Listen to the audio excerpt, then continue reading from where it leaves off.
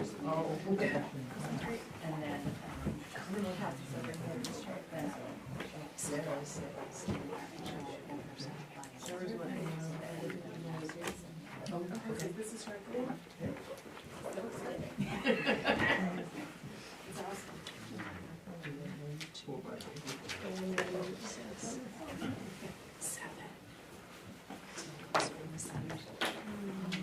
One open, one that's not here. We have Which is Jody, not here. Lori, Tanya, and Mitch Benedict, who's not here, and Vic. Tanya can't make it. I don't know, she's just, those are ones I know. Jody? Mitch, Tanya. Jody's there. Maybe those are the three. Jody did call What today, about, right? what about Lori? Oh, yeah, Lori. Yeah, well, we have spaces, and those are just ones we're missing. Okay.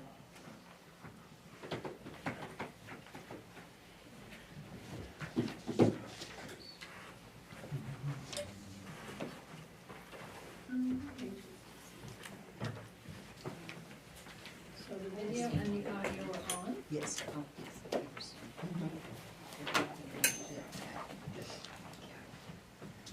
Here we go.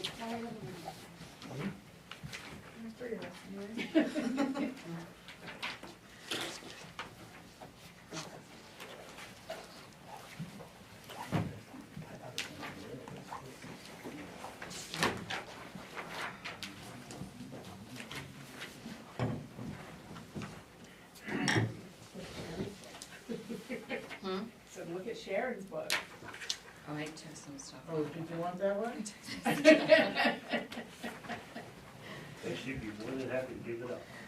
I feel like I might just quicken the process though, because we won't have so many questions. We'd be like, oh, there's the answer to that question.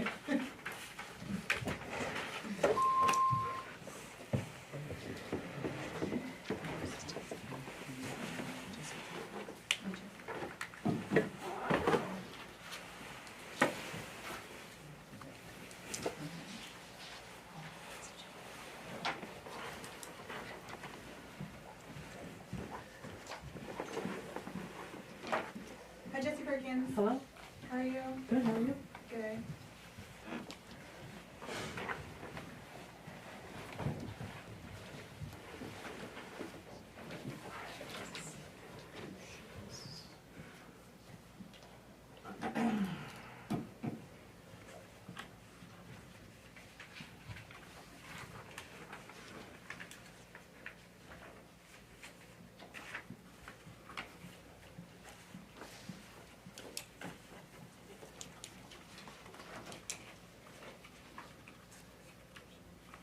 Sharon. Hmm? She'll be here for this.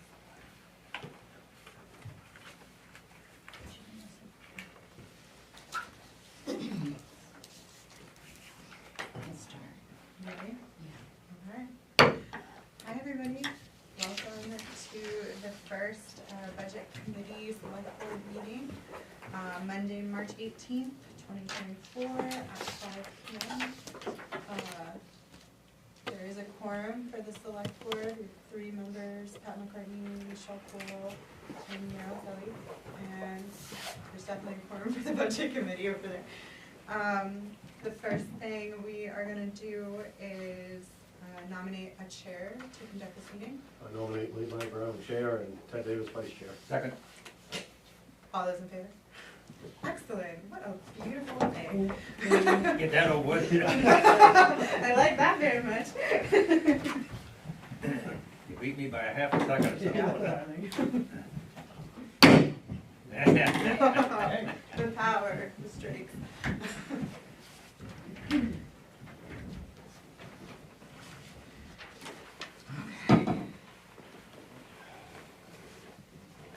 Okay. So hi to all of you. Thank you for all of you for your patience. It's been a chore trying to figure this out and get it together. I will tell you that this is not complete. It will be complete next week, but there's more than enough for you to take home and to review and come back for our next meeting. Some numbers still have not come in yet, but we'll work through that. What I'd like to do is go over everything that's here everything is identified by tabs, and then you can ask any questions if there's anything that you would like to have for information. I can get that for you over the week, and you can call me as well. So, my process is probably a little bit different than what you've been accustomed to here, but I did what I'm used to doing and what I think should be done for a budget. So, if you open your binders on the very first page, what you'll see is a summary sheet.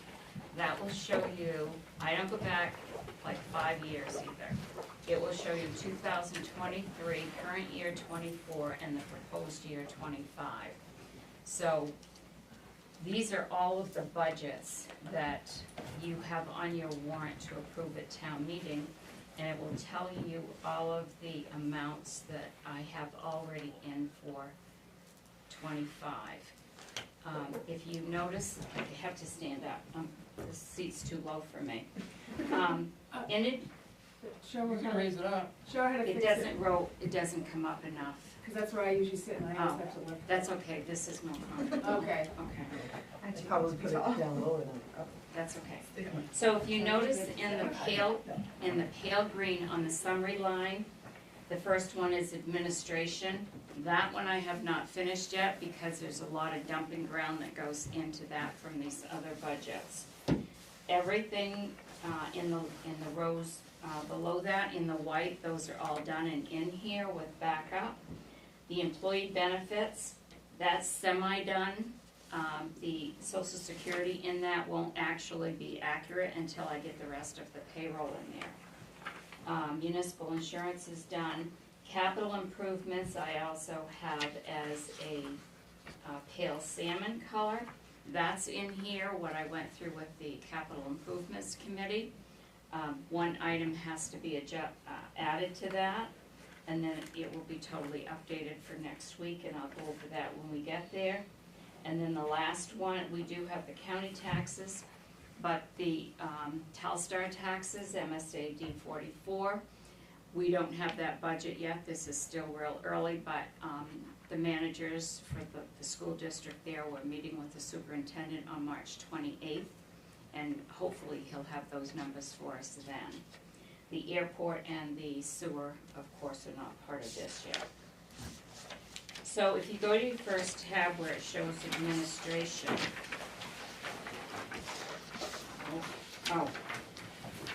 Let's go to the second tab, town clerk, because that one's not done. So you'll see the town clerk budget, and I'll go through this, and there are changes to this in the layout. Some of the items have been taken out and added to other budgets where they belong. You will still have a town clerk budget according to code to vote on your warrant. However, my recommendation for you to consider in the future is you have way too many budgets. I would combine a lot of these and do sub-accounts for them in doing it, because it just creates a long process. But like administration, every place I've been includes town clerk and it includes finance. So in the town clerk budget, there's the overtime, election workers, the town clerk's salary. The selectmen did approve a second position here. In the front office, we will have two deputy town clerk positions, and you'll see that I show the account number, the line that it is, like I read, it'll have a description of what's budgeted in that line. Where the first column where it shows 229.24, these are the totals of what has been spent as of February 29th. Then it will show the middle column, fiscal year 2024, that is the current budget. The yellow color is the proposed budget. So all of with the exception of a few, a 3.2% COLA has been added, and that does show in the descriptions. Personnel expenses, these are in all of the department budgets, code maintenance. is in there, that is, your codes book, maintenance for that. Payroll services has been moved to the administration account. That, if you'll see that as we go through, that $5,000 we outsource payroll was budgeted in both the town clerk budget and in the finance budget.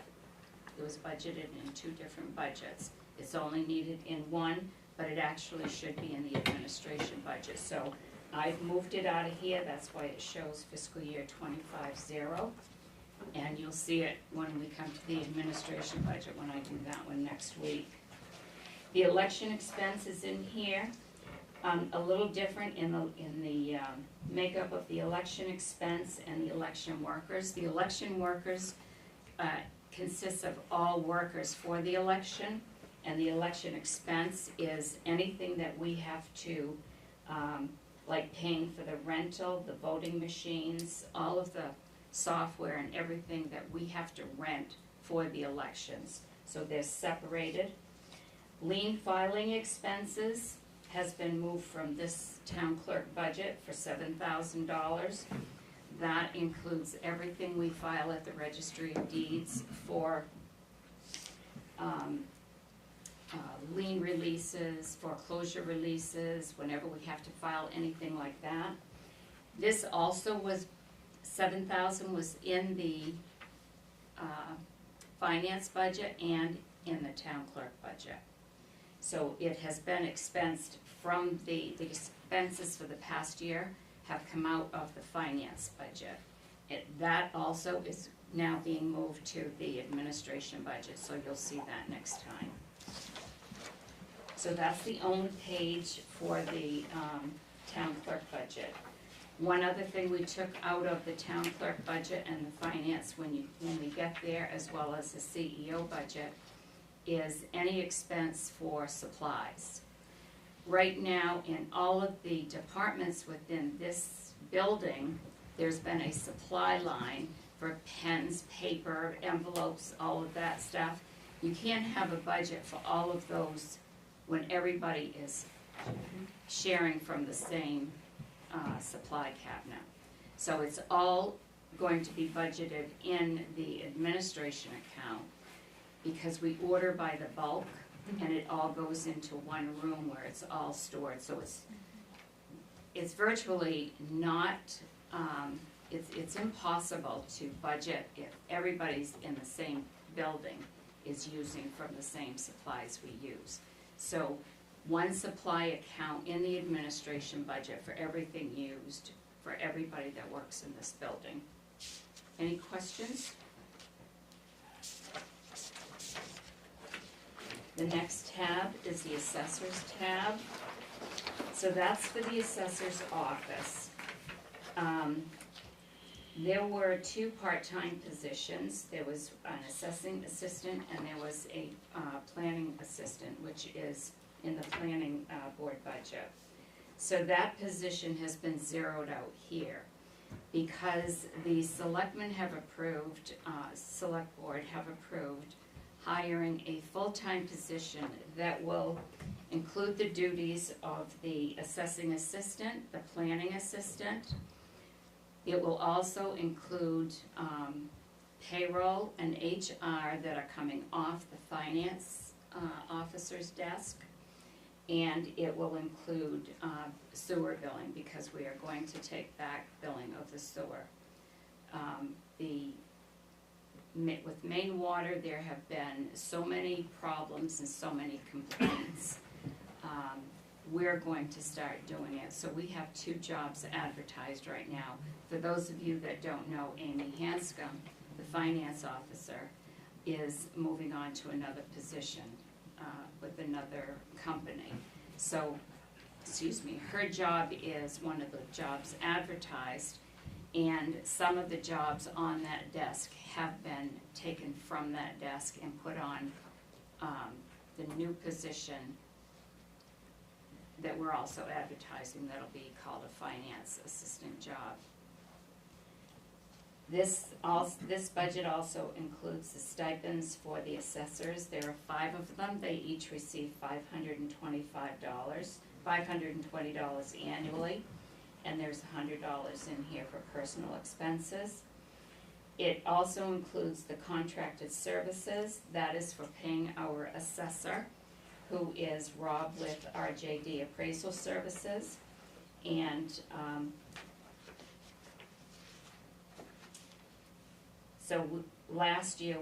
current year we budgeted $36,500. This year we're actually budgeting less than that because that was more than what was needed for this line. This line covers the CAI mapping services to have all of the town tax maps done every year. That's $3,500, and also the GIS support, which is a $3,000 a year charge in addition to Rob's fee, and the transfer fees for properties when they're sold. So this budget line is going down from $57,48 to $35. 17 of that is a result of that assessing assistant position. And any questions on any of that? I will have some more backups, but I think I included did I include something for a copy in with this? You showed the GIS Yes. contract. That's the contract for the, GIS. yeah. Does anyone have any questions on this section? The next tab is finance. This covers the overtime line for the finance officer's finance assistant job. There's overtime in here to cover for vacations, staff shortages, required meetings, audits, and/or sick leaves. So when someone has to cover someone else's job over the hours that they're normally scheduled for 40, we have to pay overtime for that. The finance officer's job is in here, and there's a quick review of what that person will be doing. That person is responsible for all of the town finances, the banking, accounts payables, receivables.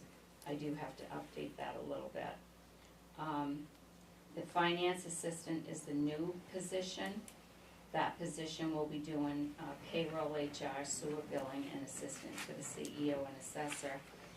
What will happen with these 2 jobs? They're going to be backups for each other. Right now, there has been no cross-training here. You need cross-training and backup for all jobs, especially payroll and accounts payable, because those are 2 major jobs that have to be done every single week.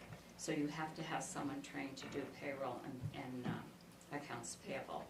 So these 2 jobs will back each other up when one is out. Personal expenses, that's standard in most of the department accounts. It covers cell phone reimbursement, mileage, training, and memberships for individuals in those departments. Payroll services, again, this is where it was double budgeted, so it's being removed from here, and you'll see it in the administration budget next week. We contract with Bangor Savings to do the payroll here, and that's what their fee is for the year. And then the lien filing expenses has also been zeroed out here because it was double budgeted, and it will now be in the administration account. Is that finance officer payroll, is that number correct? I thought it was higher than that. No. The middle column is the wage now, and then the yellow column is with the 3.2%. Okay, I for some reason I just thought it was higher than that. Yeah, no, that's what it is. Sweet. I'm into that.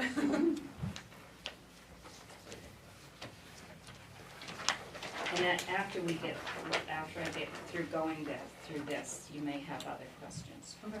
The next budget is the CEO and the planning budget. This was where the second half of the part-time position that Courtney actually used to hold, the duties have been added to the new finance assistant job that we're advertising. And so that person will now be doing what Courtney did previously. It's taken out of this job and you just saw it in the finance job. The CEO and LPI, that's a full-time job. Personal expenses, again, it is cell phone reimbursement, mileage, trainings, and memberships for this position.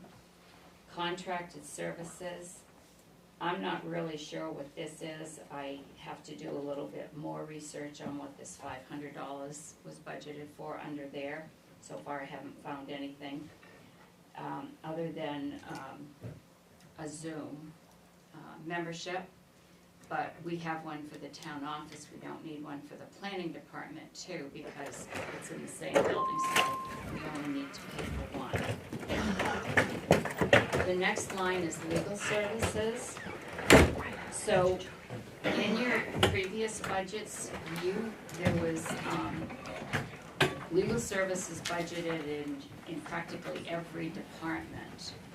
All legal services are going to now be budgeted under the administration account as one large number rather than smaller numbers in all departments.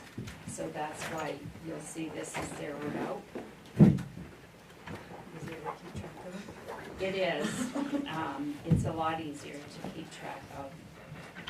The supplies line, again, it's been zeroed out here because you'll see all of the supplies in the administration account.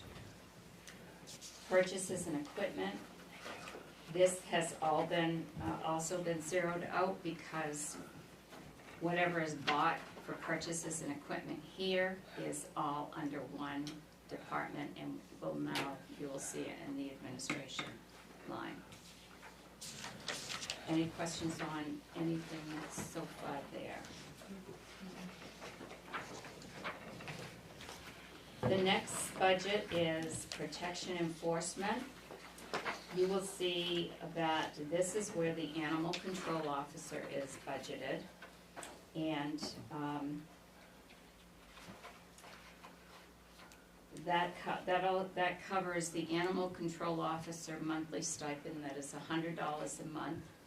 He receives $25 an hour when he actually goes on a call, plus his mileage. That is consistent with what all towns pay.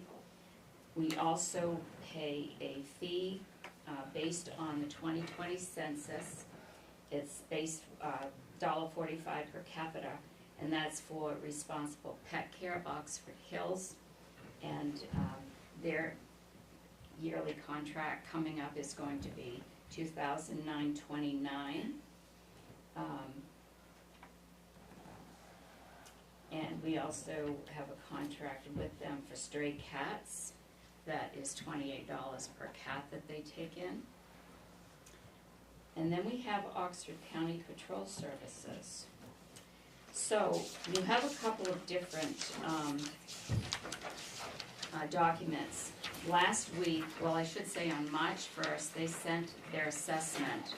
Their new assessment, as it shows right here, is $600,274, up from $422,904 last year. That's a $168,000 increase, or 42%. This afternoon, late, I received an invoice from Abby, which I did include in your binder, and because they made a calculation error, well, I'm thinking they made a lot more. Really? But they're new, and I didn't have time to go in and change all of these things in the budget, but the new figure is $584,585.34. You should have a copy of that in your book, and I forgot to put it in You mine. want to say that again, please? Yes, It's right here, it's right in there, it's here. It's right here. 584, I got it. 585.34. So they've updated that sheet a little bit to show some other totals, but as you can see, we're still looking at a significant increase. Tomorrow morning at 10:30, Frank and I are going to be meeting with the commissioners at their meeting, specifically to talk about our patrol agreement with them. And I don't know if it will make any difference or not, but we're going to attempt to tell them what we're looking for. It was gonna be in the open meeting, Yes, and can public be there? anybody can go, it's a public meeting, yes. Any questions about this so far? Sorry, I was late. Oh, that's okay. Next, we have fire. So, we did a 3.2% increase across the board for wages, stipends, and firefighter payroll. Personal expense is, just as the others are, the cell phone reimbursement, trainings, mileage, memberships for the fire department. Medical expenses covers BLS requirements, mobile unit screening, and other, would also cover hepatitis. Contracted services, I've zeroed out, because really there was nothing budgeted in there, and there was a membership in there, but that's being moved to the personal expense line. Telephone and internet, that covers the Spectrum internet for the department. That's $99 a month. And then the phone and one alarm and one landline, and that's an average of $990 a year. The supplies line covers all office and medical supplies. The gas and diesel, we have two tanks, a diesel tank and a gas tank, a 1,000-gallon diesel tank, and a 300-gallon gas tank at the fire department, at the highway department, where our departments will go there and gas up, and there's a log there that they log in what they use, and all of the, on a quarterly basis, whatever they use is taken, is adjusted with the highway department's account, the public works department's account, so that that's where all of the bills are paid, and then it just offsets with what the other departments pay according to what they use. These totals are based on 2-year actuals that I went back 2 years and checked with what we use. And the diesel, engine 1, 2, and 3, the tanker have gas, utility forestry 1 and 2, the old Mack pumper, ATV and snow blower. These are the things that the fire department uses gas and diesel for. And that line has been reduced. Equipment purchases, that covers the purchase of all new and replacement equipment within the fire department, and that stays at the 15,000. Equipment repair covers the repair of all equipment that needs to be done. That line will stay where it is as well. The vehicle maintenance speaks for itself too. It covers all vehicle repairs, and that will stay at 7,500. Utilities and water. So we've been told already, the water company called me, they've put in to PUC for a 53% increase in the water, if you haven't already heard. So I've taken what the main rate has been for each of these departments and added a 53% increase. So where it shows utilities water, that right there is the hydrants. And I guess I left the word hydrant out of that. Yeah, with Ben's. So I have been able to find out, we have somewhere around 100 hydrants, but nobody can tell me the exact amount of hydrants we have.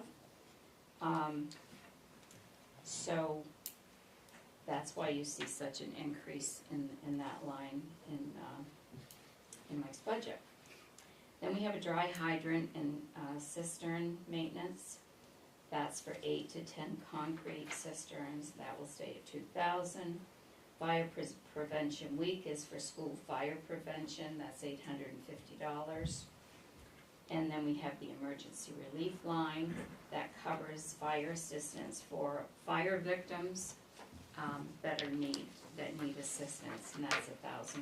So you see a good sized increase in the fire protection budget, but again, that's due to the hydrant increase of 53%. Sharon, Questions? can you explain, under the school fire prevention week, what is the 854? So every fire department in the state, they have a fire, same week as Fire Prevention Week, and they buy hats and color crayons and color books and whatever they need for fire prevention. They go into the schools, usually the elementary schools, and they do. You want to add to that? Yeah, it's just all educational material Yeah. that we take into the schools and teach all the elementary Great, thank you. students different things.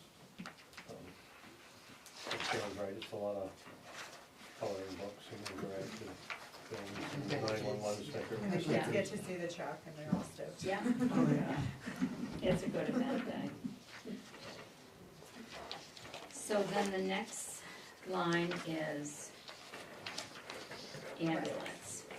So this one I will do some explaining, and Dave is also here to talk. So you'll see at the end of this page, 3 colors, yellow, green, and blue. So the yellow represents the budget that I put together with a 3.2% increase for all wages, salaries, stipends for the ambulance service. The green represents a proposal that Dave gave me to eliminate the stipend for the director and to add a full-time rescue chief. The blue column keeps the director's stipend, but one of the things it adds, and there's different things in both, it adds a new nighttime per diem shift. Right now we have 2 daytime per diem shifts. So that will, the bulk of those, the differences you'll see in the top section of that where the wages are. In Dave's proposal adding a chief, you'll see to add a full-time chief, the cost is in there. Now, let me first say that this has not been approved by the select board. I'm just putting in the recommendation from the rescue chief. This would have to go to the select board if that is something they want to consider. And so it's broken down that way. And it also includes in both of his proposals, he's asking for the percent increase to bring all of his pay categories up to be average with the other rescue services in the area, rather than a 3.2, so that he can be more competitive when he's scheduling shifts. Right now, these same people that he uses work in other towns as well, and what happens is they will schedule themselves to work for the departments that they're going to make more money. And Bethel is on the lower end. We finally received back enough of a comparison to see where our rates are with other towns in our surrounding area. And with the yellow, the total would be 411,013, which is comparable to where we are now with the 3.2%. The green column, that would include hiring a full-time chief.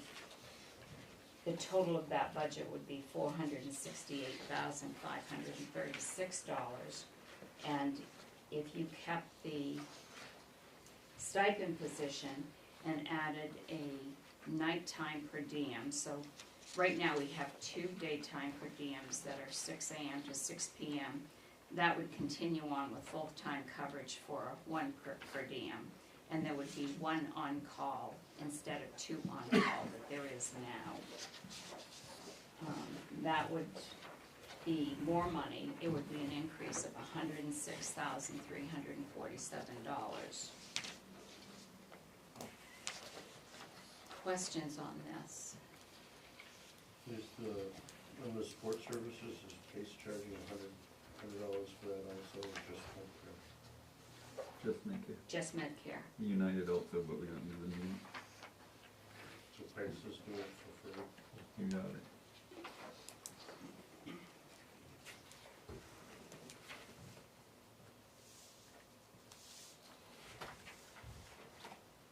So this does have to go to the select board for discussion, because if we used either of Dave's proposals, but it will be added to their agenda Wednesday night, because they've approved 3.2%, so if more than that were approved, they would have to approve the additional amount. No, right off the top of your head what their revenue is now? That we haven't done, but it is actually significant. We're looking at increasing revenue billing, the cost for them to bill for us, because there is more, excuse me, we're doing more billing. I'll have the revenue next week. Even though we have to budget for the gross amount that we're going to need, we can't do a net budget. So you can't take the revenue a department receives and net out what you're gonna budget, so. But if you'll see over on the bottom, it shows revenues, medical billing. I'll have all of those figures for you next week. But what I can tell you is,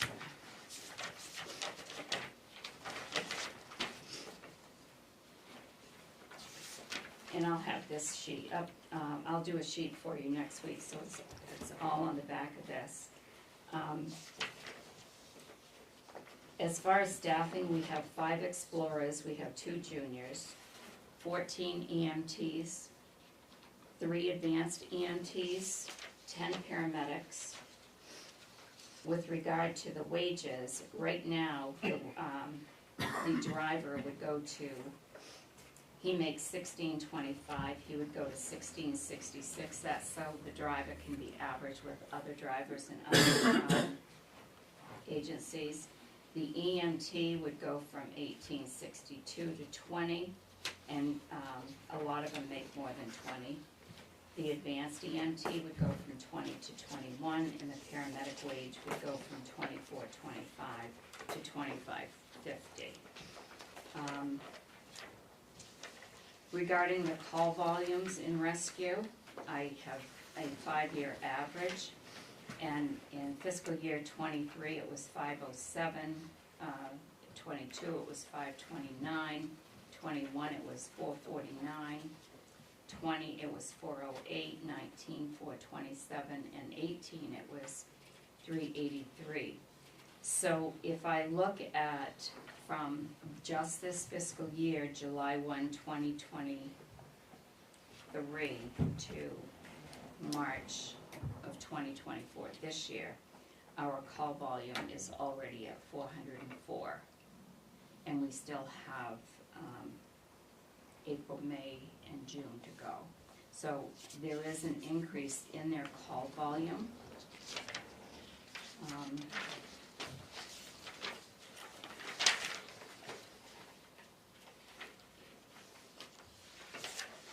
you'll see on some of the budgets, I have done some of those comparisons. I just didn't get theirs on a comparison sheet done for tonight.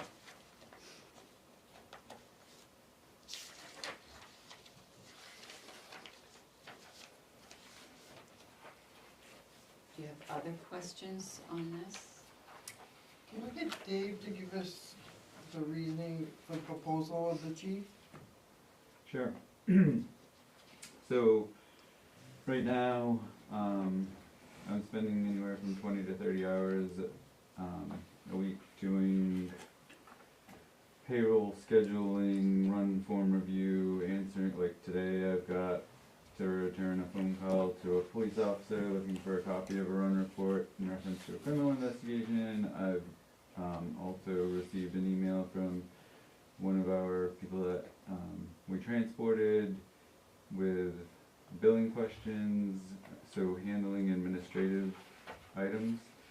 And I'm also, like, that's a piece of what I do. Separate from that, I'm also spending anywhere from 100 to 200 hours a month covering shifts, either night shifts or day shifts. So at some point, whether it's this year or down the road, the town is going to have to look at, like, I do it because I love it, Mike does his job because he loves it, but in reality, if you were to look at what you're paying the administrative end of the job, the scheduling, the payroll, all of that, you're at less than $10 an hour, and at some point, we should consider looking at rectifying that situation. I will say that just with Dave trying to schedule 40-some per diem employees to keep 24/7 coverage alone is a nightmare. When you think about, like, I don't know how many guys Mike has on his department, but I would hazard a guess, kind of talking without the data, but I would hazard a guess that rescue and fire as departments have more town employees than any other department. So when we have to do Bureau of Labor compliance training and all of this stuff, we're not gathering up 2 or 3 office people during the day. We're trying to get people who are not full-time employees, so we can't, it is difficult to force somebody to be somewhere when they're not a full-time employee, and yet we still have to keep all of the Bureau of Labor compliance up to date. So he may be more successful than me, but I usually end up doing multiple sessions of Bureau of Labor training with all of my staff in order to keep us in compliance and not have everybody quit because you're forcing them to do something when they're not a full-time employee. So it's a balancing act, for sure. All the Bureau of Labor standard stuff is department specific. So you can be a full-time firefighter in the city of Portland, you can be a part-time firefighter in the town of Oxford, and you can be a volunteer firefighter in Bethel. They have to be compliant 100% in all 3 departments. You don't just bring the paperwork up and hand it off and say, there you go, that's not how it works. And then, again, speaking out of, with no data, but I would suspect Mike has to comply with certain fire standards on our side. In addition to the Bureau of Labor, we also have to comply with Maine EMS regulations. So you have your Bureau of Labor stuff, and then you have your Maine EMS stuff that you have to comply with, and I would dare say they're not taking any regulations away when they're adding new ones. So it's 20 years ago you could, this is the wrong term, but get away with a lot of things that now you can't get away with. Like, you have to be compliant, or somebody is more than happy to point out your deficiencies. So. Another challenge too, I don't think he's really touched base on, is that, kind of said it a little bit ago, is being able to fill the on-call shifts, and not being able to fill them because, number one, we're losing the people that work for us in other towns to the other towns that are paying more. And every night there's an on-call shift. If that shift doesn't get filled with someone that can be on call, Dave takes that shift. So if he ends up having to go out on a call, just since I've been here, I know there's been a few that he's been out several hours. So we need to try to look at increasing the wage to be competitive so that we can fill the shifts and so that we have somebody on call so that one person doesn't have to be there all the time. So, with these two proposals, are they each just addressing two separate problems that will probably need to be addressed together at some point? So I would say if the call volume maintains and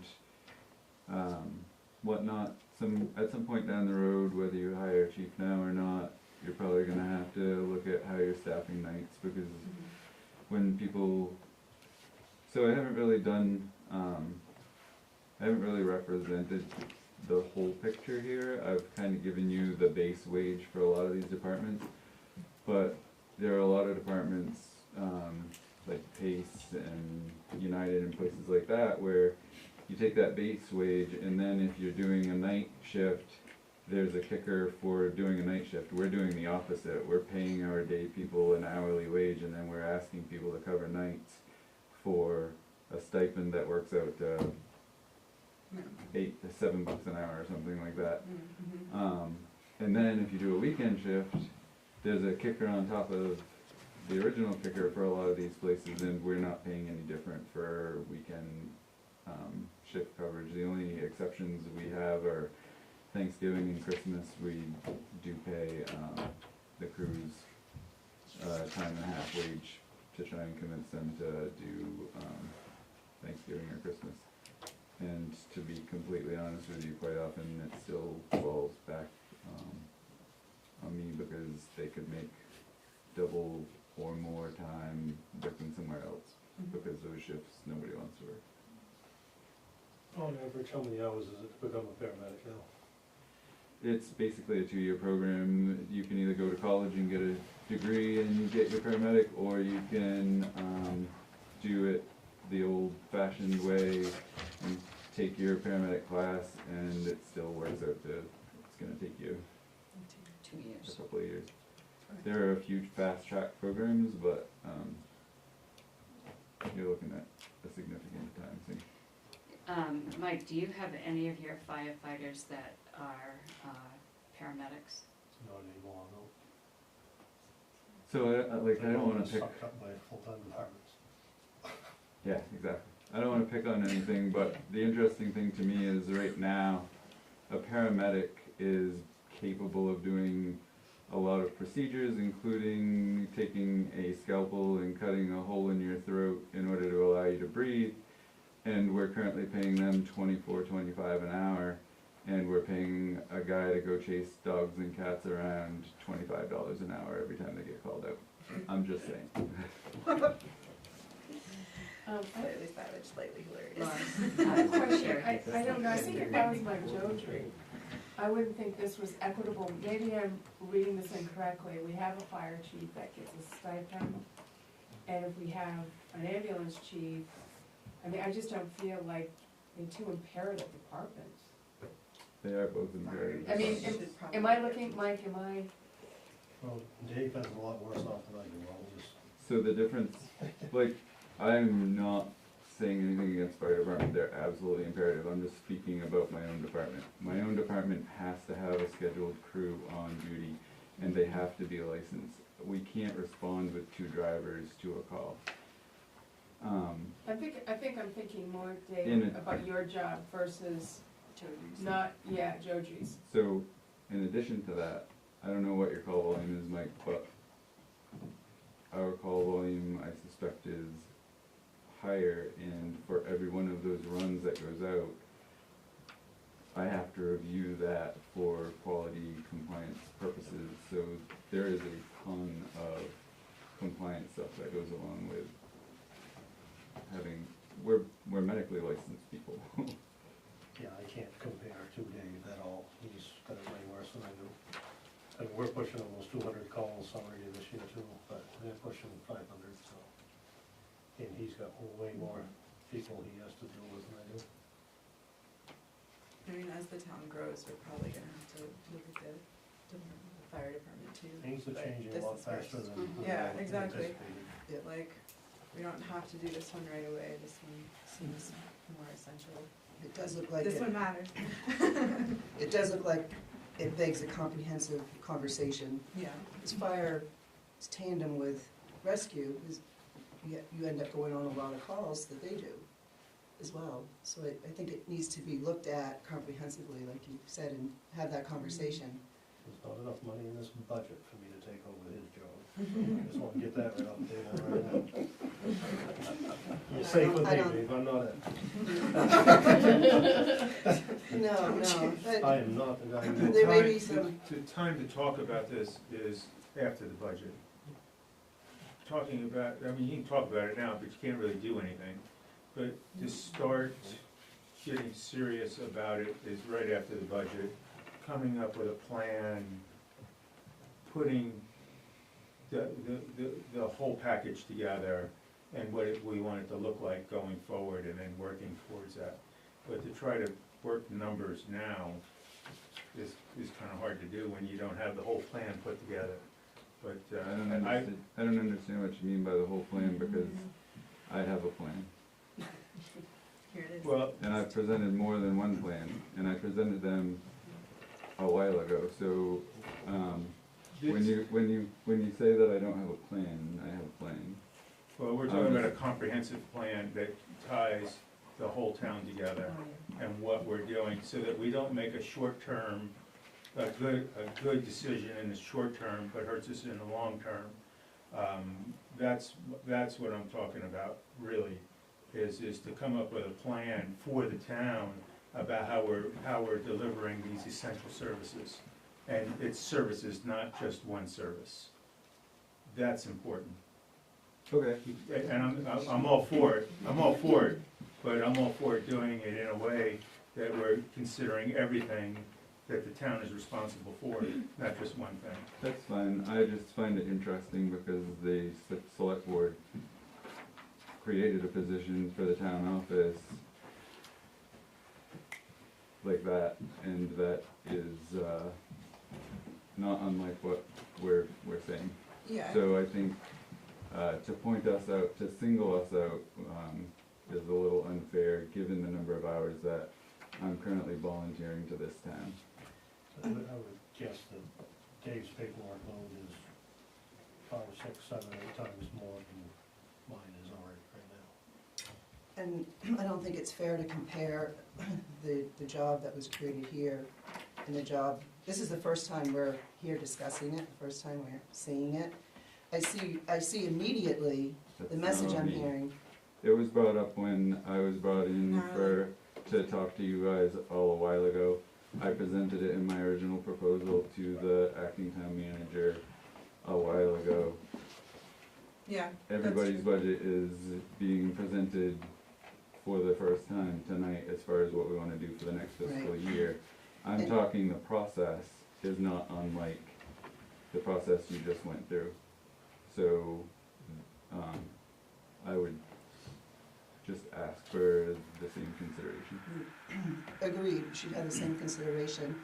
However, again, we're just getting these, and we've gone through wages before, but I think the immediate message that I'm hearing is staffing. Creating a full-time chief position to look at what's truthfully happening is that you're taking over shifts, right? If you don't take over the shifts, then they're not getting filled.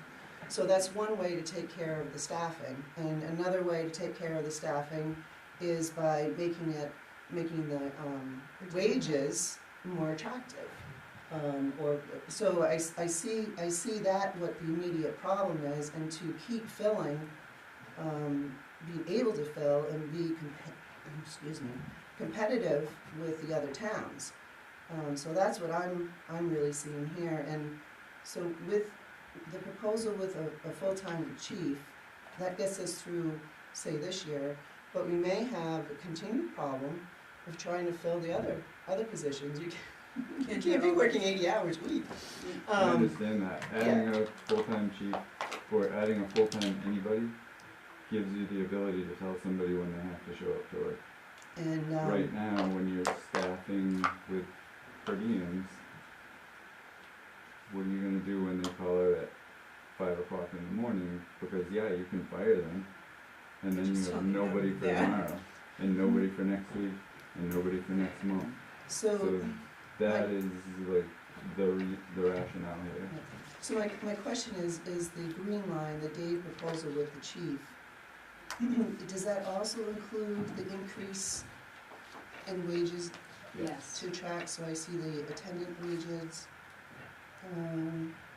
The green and the blue column include Dave's adjusted wages to where they would increase to be average with the other towns. So Not not the that this is part of- kickback, but the base wage is what we're talking about with the green column. The green column takes away the current stipend, adds a full-time chief. The blue column stays with the current stipend and adds a night person. And both those columns include the percentage increase, not That just I'm the COLA. suggesting, And a percentage increase. Yes. Okay, great, to great. bring them to the level Right, in that I'm the, in suggesting. the, Okay. the green too, right? Yes. Yes. This isn't part of the current conversation, but just as a point of interest, I believe the total at the bottom of the yellow column is missing some funding. If Missing you- some what? Missing some funding. If you look at the line 1270, 51, 420, in the yellow column, there's nothing there. And it should be the same 14,740 as all of the other. So I think your total for the yellow column should be 425, 753.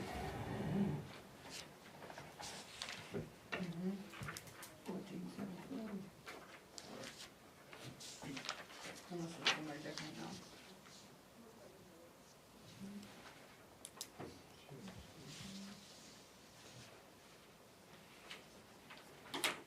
So thanks for pointing that out, Yeah. I'll add that in.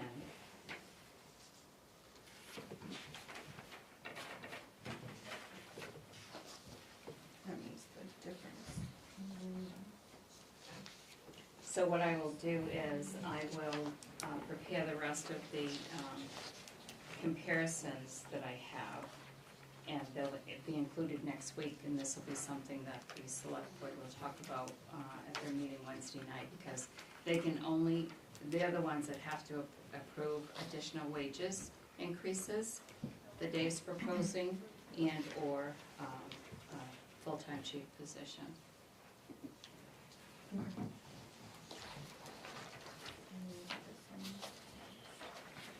Are you gonna be at the meeting Wednesday night?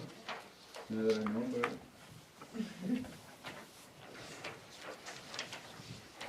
Should we just send you questions that we have for? Yes, you can do that. All right. The next section is the solid waste and recycling. So that includes, the beginning of that overtime wages, that is there in case they have a shortage at the transfer station and they have to use public works directors, public works employees to go on a weekend after their 40-hour shift. We have 3 part-time transfer station attendants that each work 3 days a week for a total of 24 hours, and we have a spare as needed. 3.2% has been added to that. Personal expense covers training and mileage for those individuals. Maintenance and repair, that's the annual maintenance for 2 compactors that are 10 years old, annual fire extinguisher inspections and building repairs, that line stays the same. Tipping fees, currently we have a contract with Casella and we are paying $115 tipping fee to, for our construction debris. Shingles, there's no charge on that to the public. And that line is increasing based on an annual, a 2-year comparison that we did. Metals disposal, we pay $475 every haul we do with Casella for all of the things that we have taken. The cans are emptied by Snitcher, and we do charge for white goods. So that line has to be increased because of the number of hauls that we have. Tire disposal is through BD&S. The tire fees range from $3 to $100 that we charge. That remains the same. The municipal solid waste removal, MSW, we also have with Casella for a contract. We pay a tipping fee of $92 a ton, and the single stream averages about $148.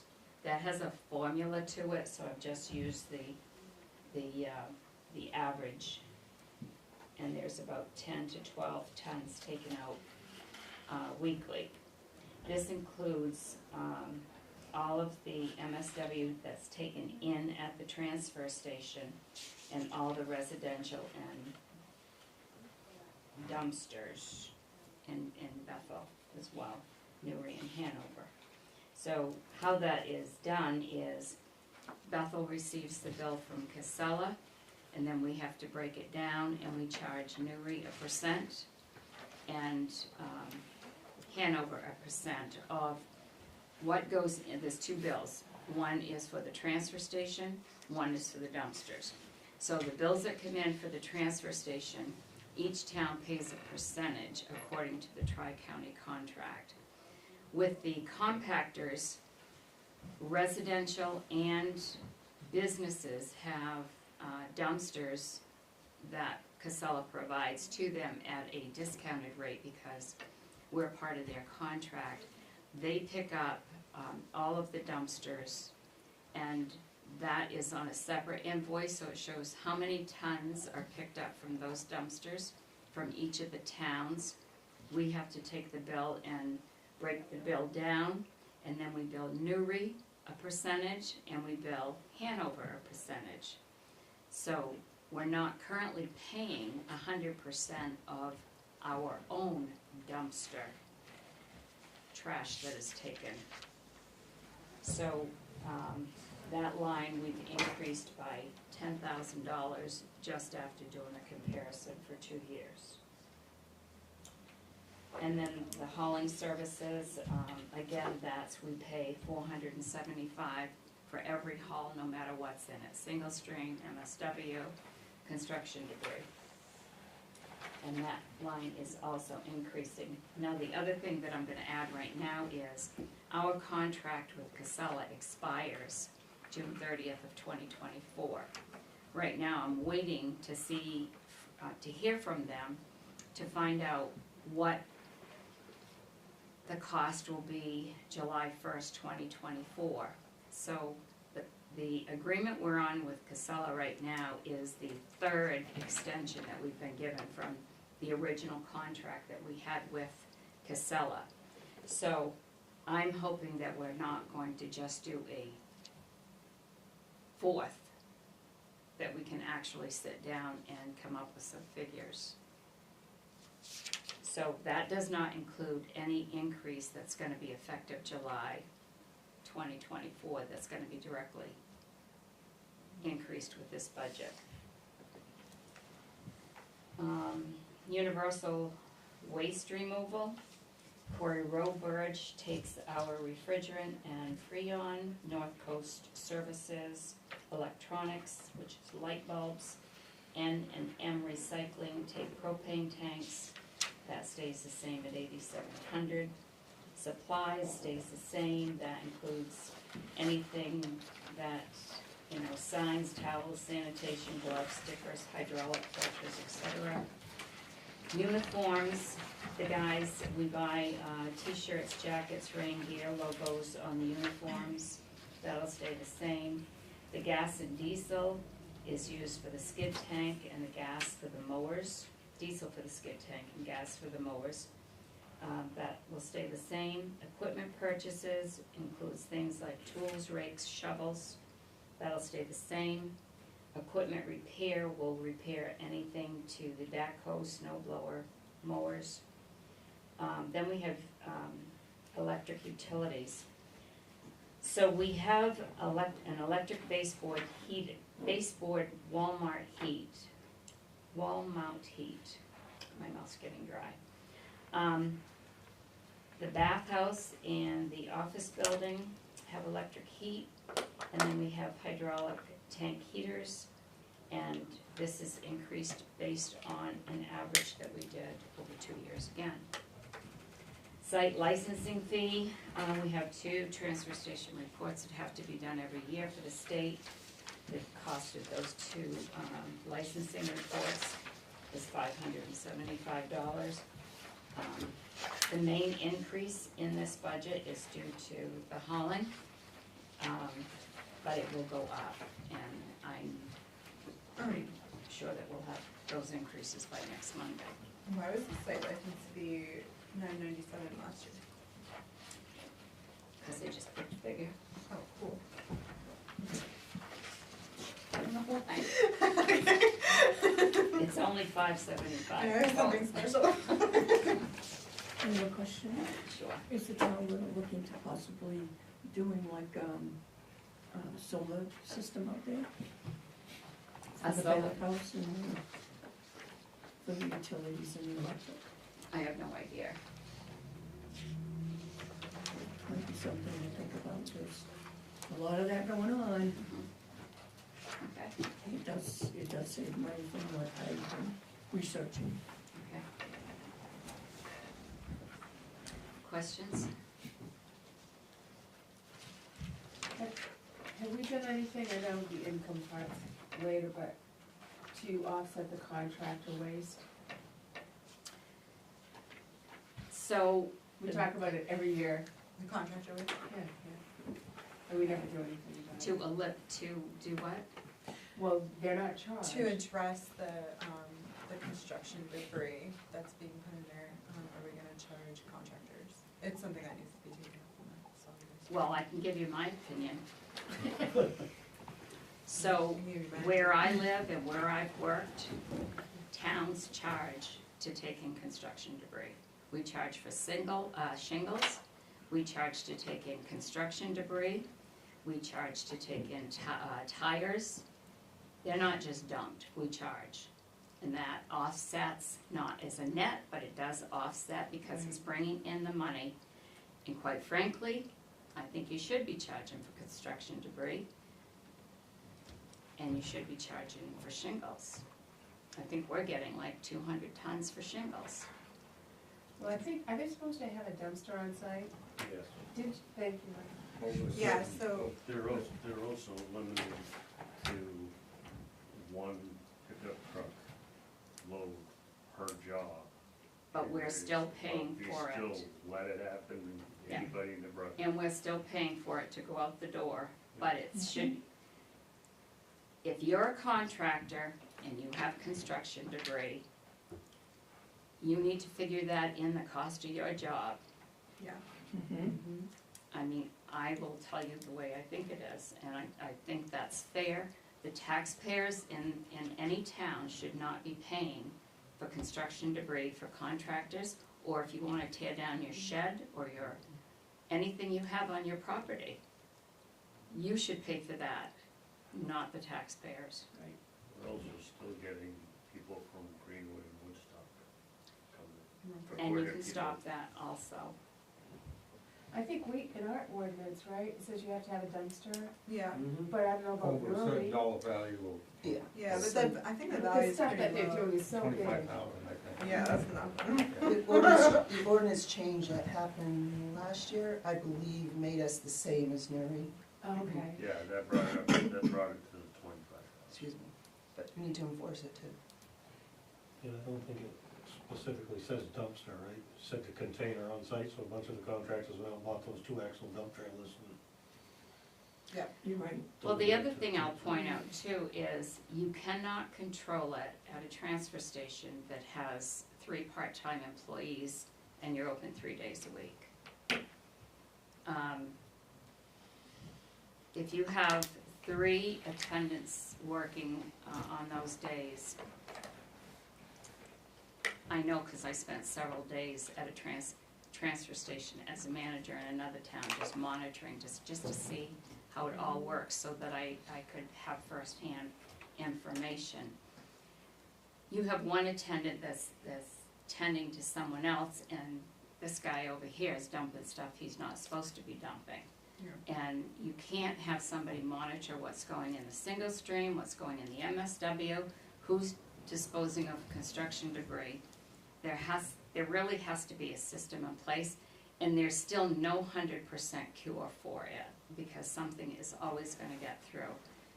But if you would, I think it's a conversation that should be had in the recycling committee, to look at how other towns do it, so that you can start bringing in some of this revenue, instead of just paying for all of what's coming in. You have in the code book provisions now to try to control some of that, and it's just not being done. The aspect of the $25,000 minimum, you have to have a dumpster on site, that's not being enforced. That can be done through the code enforcement. The aspect of a certain number of, actually, I don't know if it's pickup trucks, I can't remember the exact word, per day, that's not being done. And then last year, didn't I hear Scott mention something about a ticket thing, where if you were gonna bring in a load of material, you had to go purchase a ticket to bring it in, and that hasn't been implemented. And I don't think it's his fault, I think it's something that the select board needs to look at. I know if you go over to Waterford, you can take in one pickup truck, but by God, don't try to do two. And actually, the code says per job, So, per day, you know. Per job. per job. Per job. No, no, no, Oh, no. I thought it was per day. No, Huh? it's per job. No, you can look it up. Oh, Per job. on the big dumpster. No, Yeah. on the pickup. Pickup truck, it says 1/6 cubic foot or 8 Okay, well, cubic that's even foot more stringent than what I was thinking of. per job. So, we have a number of things that we're just not looking at, to look at trying to enforce, that would bring in a certain amount of extra money. You know, why aren't we doing this? I think the idea of the ticket aspect, you can go over to Waterford, and they have multiple places, or did have, where you bought your, call it a ticket, to get your load in. So that if you was over there on a Sunday, and it was your second load, you could go to XYZ store and go buy one of those, and bring it in. Cause I've experienced that. I know that happens. We have and we have, as Jim brought up, other towns are bringing in construction material. And if you go down there, and if you're observant at all, you'll see people from other towns coming in, and they just bring it in, and whatever they have, their trash, and drop it off and leave. The town has, or had, a sticker That you put requirement. on your windshield. Okay, that's not been implemented. That hasn't been implemented. We've had it for 20-some years, and it's never been implemented. So Now, to sorry. implement those things, you're gonna cause a lot of controversy. Mhm. So you're gonna have to assume that you're gonna have to take the heat. And until you start turning these people around and saying, go someplace else with it, it's never gonna change, so. Denmark has a building, sit right there, you don't go past that building, he comes out, he looks at it, he checks you. If you don't have it, you pay right there and then with a credit card or whatever, and you don't get in there without a. The stickers that I've seen two of them, we've had two different designs. And I think they're made so you can put it right on your windshield, won't they? Yeah, Yes. yeah, you can take Yeah. it And But you have to have there's a, something, there's a give warning for problem that. with your stickers, Beg though. pardon? There is a problem with your stickers. just take it off. And the problem is that you buy a sticker once, you never have to come back and buy another one. So if you if you live here and you buy a sticker and then you move to Oxford, you've got that sticker on your vehicle. Or if you trade that vehicle, it could be still on it. In Oxford, I'll tell you what we do, we have stickers, they go on the windshield, but they're purchased every year. And what happens is, when someone comes in with a load of debris, there's a rope up to get down to the hill where all the construction debris is. Yeah. And before you can go down and dump that load of debris, the attendant comes out, make sure you have an Oxford transfer station sticker on your vehicle. And if you have one that says Paris, you're not dumping your construction debris down there. So it's very easy to have an annual sticker. There's no work to it at all. You do a different color every year in rotation. And we actually don't charge for our stickers. Yeah, $1. That was proposed also, and it got So- shot down. But those are some different ideas that you can look at. I mean, it's not gonna be solved here, but it's, there is a way to increase your revenue. But I will tell you, anytime there's changes to a transfer station, People lose their minds. the roof comes down. But we've It gotta do does. something. I So- think if we take a look at every town around us, they're all doing, every little tiny town is doing a far better job than we are. Yep. I grew up We're in just South chumps when Paris. it comes to this. So, just to say, there is a path of action into, I just want to address Jimmy's comment that things have been proposed and they've been shot down. They have been asked either for more information or implementation plan. As Sharon had mentioned, there's 3 part-time people there, and if we're gonna be checking We need one. stickers, we need an implementation plan. So, the course of action right at the moment is the 3 towns are Hanover, Newry, and Bethel. Bethel, of course, is the lead, as the manager, we own the facility. Sharon is in between everything, is getting all the figures together of what it costs to dump the trash, do this, do that. Once all those figures are all together, the committee Tri-Town Committee is going to reconvene, look at that, look at the contract. The percentages haven't been changed for 20 years Yeah. or more, so look at the administrative part of it, and then dive into these things. Yeah. There's 2 issues that we talk about every single year, Yep. every year at this meeting, and that's Oxford County, and this, and they just never get resolved. I think, wasn't there a line, wasn't it 176,000 for construction waste? Yeah. So that's a lot of employees. I mean, we could get, I mean, we traded off a few more hours for another employee or 2 for that, that's a bargain for us. Honestly, I think the rope is the simplest and Well, smartest thing well, I've heard in a There's while. all things to consider. I It mean, does. There's a lot, Yeah. there are a lot Yeah. of different Back options down, that there's you not can enough people. consider. yeah, and so it's more, yes, I think everybody agrees we have to do something. And there's even grander thoughts of combining with Greenwood or Woodstock, so the 5 towns can go to either one. I mean, Dale is retiring. so there's all this for conversation, but until we have the facts right in front of us and come up with enforcement plans, implementation plans, and then we can start to fill in.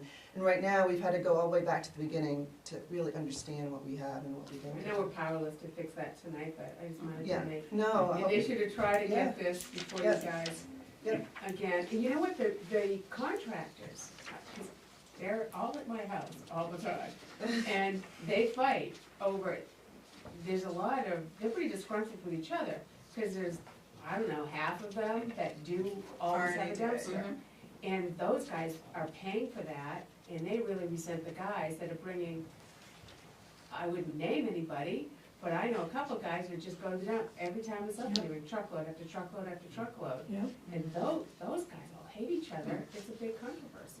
It needs to, somebody, and I don't wanna say this wrong, but somebody needs to put their foot down, because this stuff has gone to the committee. OR drafted it up, got sent to the solid waste committee, other options have gone, and it just, But doesn't get, it doesn't get the popular, I think it just needs to be pushed. thought of from like, you know, from the beginning all the way to the end. I think the implementation is really important because like at the end of the day, you can't ask an employee who gets paid $15 an hour to take heat from a bunch of contractors all day long. That's not fair. No, it's not fair. So we need to come up with a process that he can just point at us and be like, they told me to do X, Y, Z, and then it's on us, And not it- him. Would it be fair, would it be fair to say that this is a select board Issue. item, but Yeah. that we would like to see the, part of the permitting process of building permits, that a dumpster is now going to be required. And we Proof of require our dumpster. CEO to make sure that there's a dumpster there. That may take care of a lot of this, that we don't have to do anything other than require it to, what we presently have on the books, Yeah. to be done. And then, by the time we get to the That's point a of, big first step. right, that's a huge first step, and then But to by do the that, time it's we gotta get go to, the ORC, because then you're gonna. it's have already to check. done. No, it's $25,000. So if you're doing construction on a house that's less than $25,000, there's no requirement for you to have a Like, dumpster. But that's all part of Well, your And building that, permit. and that figure is just a guess. Yeah, So I could say, oh, my construction that I'm doing on this house is only $22,000. And when actuality it isn't, but, Yeah. you go prove it otherwise. well, I- So if it went before ORC and we changed the ordinance to say each building permit or permit that was issued for modification or construction requires whatever, Yeah, perfect. then that would change, that would absolutely solve the problem. Because they'd have to, then Yeah, the it's all just part of CEO the could go out process. and look, and if they didn't, then whatever. And Mike's right, half of them are buying dump trailers and saying, well, that's my thing, and then take it over to the dump. yeah, Well, it's just like what the planning board did with a half story, you're gonna have to quantify what a dumpster is. So I did include, if there are no more questions, I did include a copy of the extension to the Casella contract in your book, so you can take a look at that. I have one quick question. Sure. The rope with the brush reminding me. Yeah, We do now have a stump dump. yes. Is that in this or in the public works? No, it's in the public It's works in the one. public Public works works fund. now? Okay. what was your claim to fame last year? And I was like, man, Michelle's sharp. So now we're in the public works.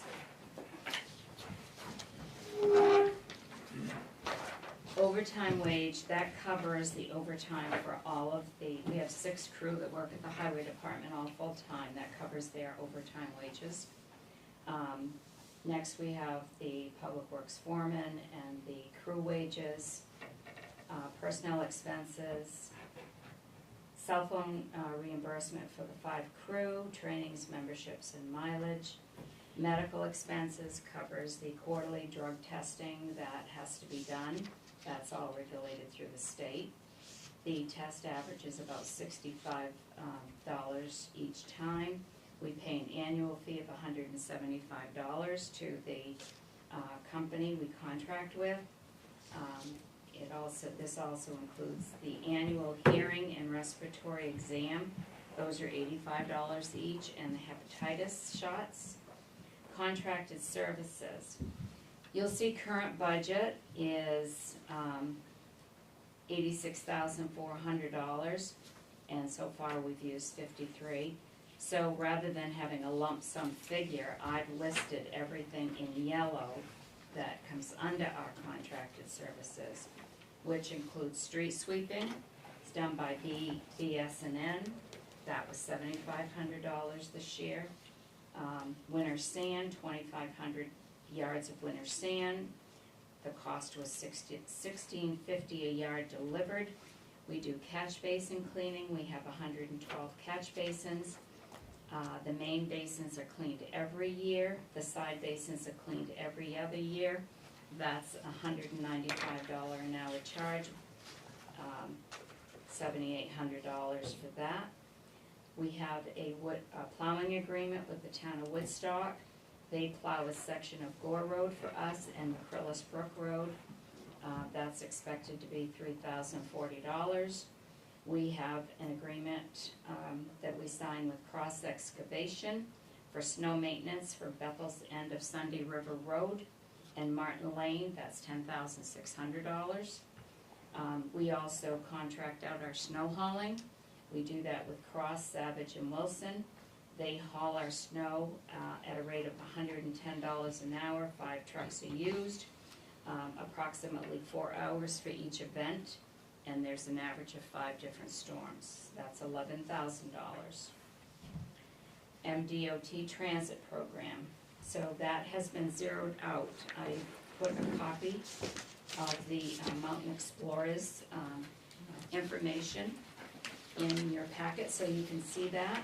That program has been canceled, so we no longer need to pay that $12,000. Maintenance and repair covers the annual fire extinguisher inspection for the shop and the trucks.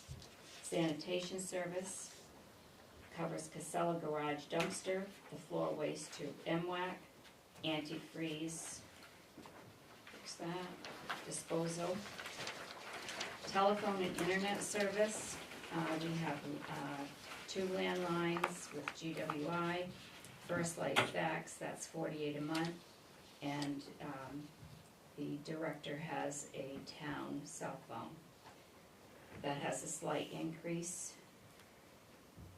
Painting streets, that covers crosswalks. Last bill on that was $5,200. Striping on Church Street, parking lines, $1,300.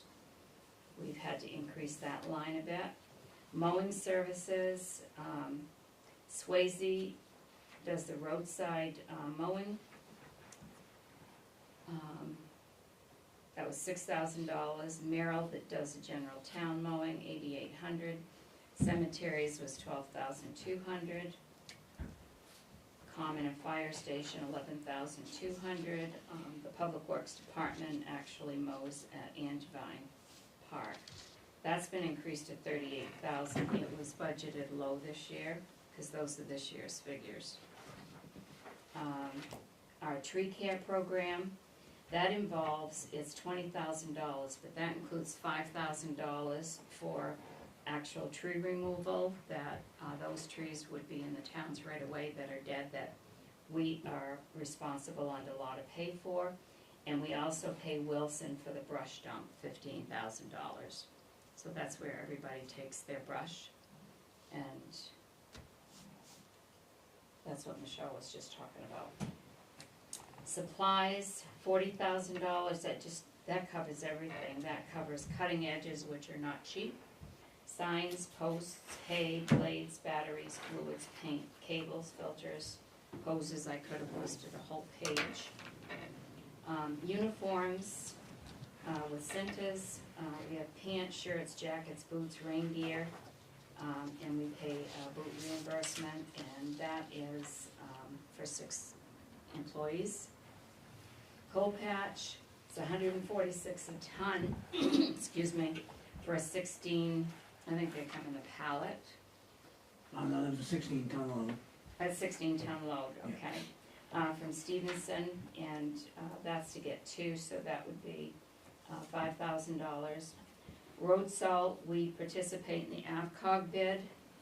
This year we paid $83.90 a ton, and the prices to do the bids come out in the spring, so we haven't done that yet. The average ton that we use is $500 to $600, so 50,000 is good there. Gravel and loam, that covers gravel, loam, stone, and that's for all road work that we have to do. You'll see that we are very close to coming over the 8,000. That really needed to jump to 12,000.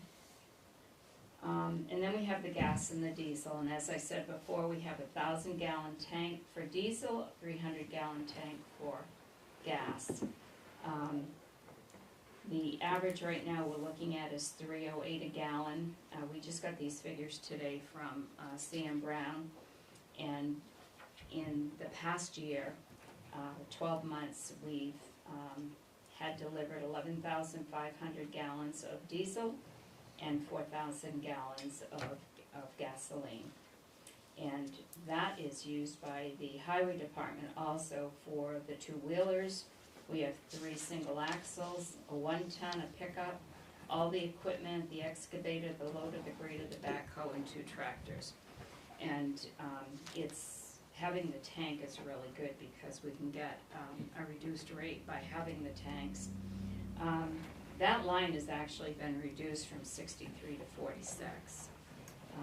I believe it was increased to 63,000 a couple of years ago when the cost was really high, and it's just never been brought down to adjust to the cost today. Equipment purchases that will cover anything like traffic cones, trimmers, rollers. Same budget. Equipment and vehicle repair is for all maintenance to vehicles and equipment, trucks, backhoe, excavator, tires. That'll stay at 40,000. And then electric utilities. So this is for all of our street lights. The street light account was $900 for 12 months.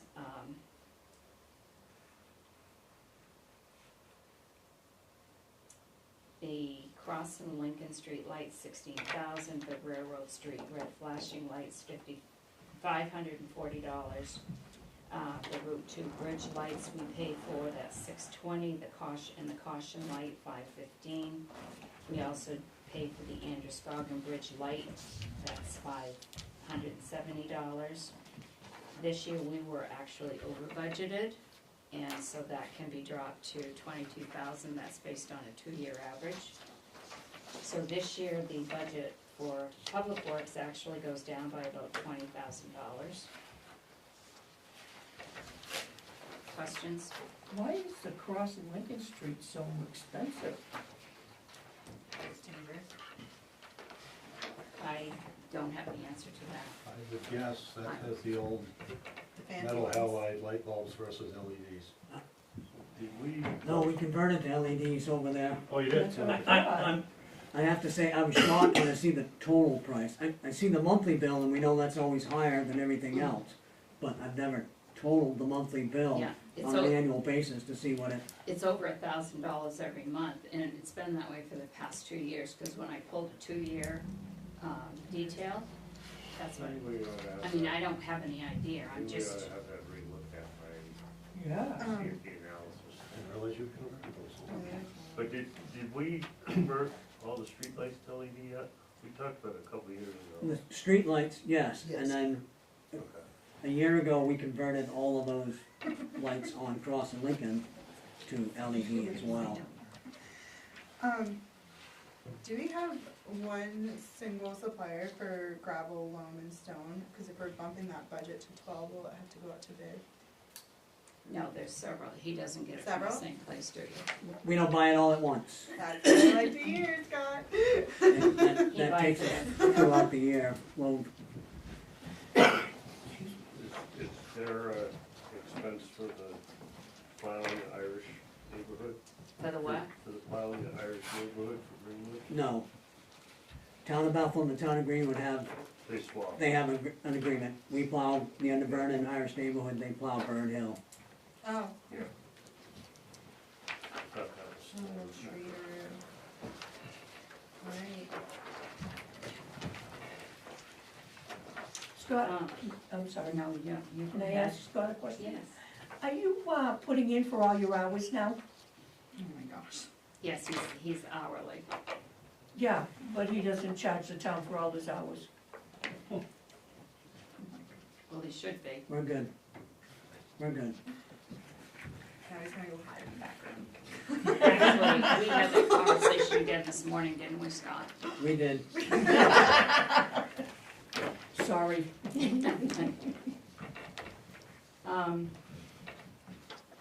So now we have facilities, which, the first one, if they're all in there in order, the, Sorry, go ahead. quick question, on the contracted services, Yes. public works, what was the grand total of those 6 lines? The what? The Do you grand have a grand total. total of those 6 lines? I just don't have my phone. to do There's that. no grand total of it, I listed I know, every, I just didn't know if that was an increase over the 86 or not. I don't think it is, Okay. but, No, that's fine, I can add it up later. and I've done some circling on my book too, as I've seen it, even though I've read and reread some of these things, I catch things as I read them out loud. Just a quick look at these, they're not adding up to 86,400. No, it wouldn't. Oh, it's Yeah. above that, It's about that, what I just told you. okay. So then, Pretty close. the town office, building here, we have contracted services for cleaning the office, which is $6,000 a year, and we pay for our alarm system also. Maintenance and repair covers the annual furnace, maintenance service, fire extinguisher checks, and furnace parts. That is going down, because it was way over budget this year from what we need. Sanitation is we pay 15 months to Casella on ours.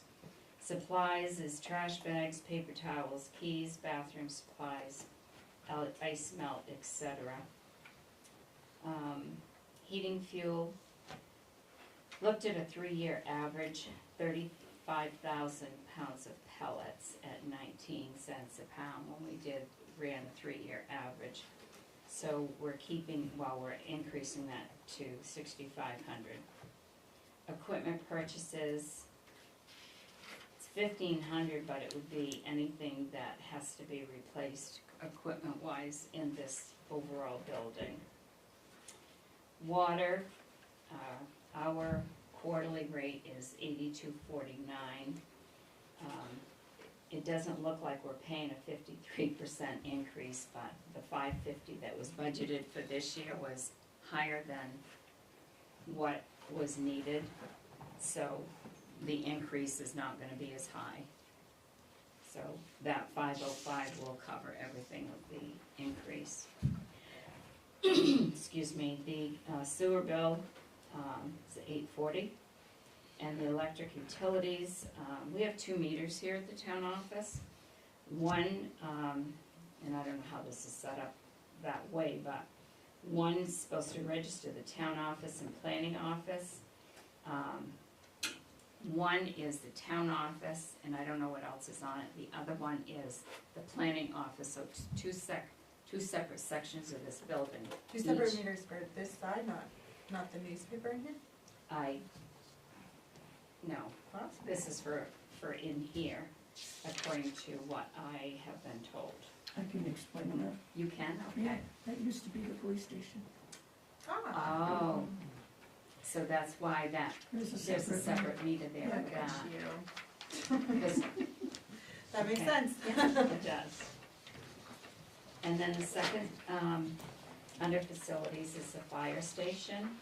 Maintenance and repair covers the annual fire alarm system, test and inspection, annual boiler service and maintenance, annual fire alarm system, test and inspection, 5-year flow test, sprinkler inspection, annual fire extinguisher checks.